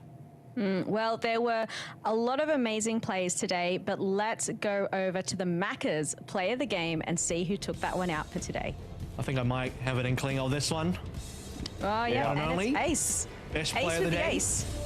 The ace. And a match they lost, mind you, which is, I think, kind of really telling for how genuinely good this play was, and indeed just how good his play overall was. We use that term game warping when we talk about real high caliber players like that. So to even have that impact felt in a game you end up losing, I think really speaks to the skill of that player. Yeah, that was impressive. Ace really was the dominant force in that game for sure. And it's impressive when you're going up against Team Australia, and despite losing, you can look like the best player in the lobby. Ace is one to look out for. Yeah, definitely. Ace played really well today. As we saw there, some amazing shots there. And look, we have so much more of the action where tongue-tied. We will be back tomorrow. Let's check out the schedule for tomorrow. We'll have an amazing matchup, New Zealand versus India, followed by Australia versus Singapore, and to tie us off at the end, Malaysia versus Thailand. So plenty more to look forward to tomorrow. I don't have to wait. Just straight up, first thing, get it out of the way, done and dusted. Then Australia gets to 2-0 Singapore. That's going to be nice. That's going to be fun. Malaysia, Thailand's going to be an interesting one as well. That should be a pretty by-the-book affair for Thailand. But Malaysia, after taking an L today, if there is a world where they start recovering, taking out Thailand and kind of having an upset of that caliber would be a real big way to turn their tournament hopes around. So an interesting day on the slate tomorrow. I think that first one is definitely an important one for the trajectory of 2 teams that could very much still take that one of those top 2 slots. The other 2 are a little bit more just staying the course. I think New Zealand versus India has huge implications, right? Because both of those teams are kind of among the top teams fighting for one of the 2 spots, and you already have New Zealand that lost to Thailand. So if you lose to India as well, it might actually be a situation where you're locked out of potential top 2. Well, plenty of action to look forward to tomorrow. So everyone, we will be back tomorrow with some more Overwatch World Cup APAC Group B online qualifiers. So make sure you come and say hi and check it all out tomorrow. See you then.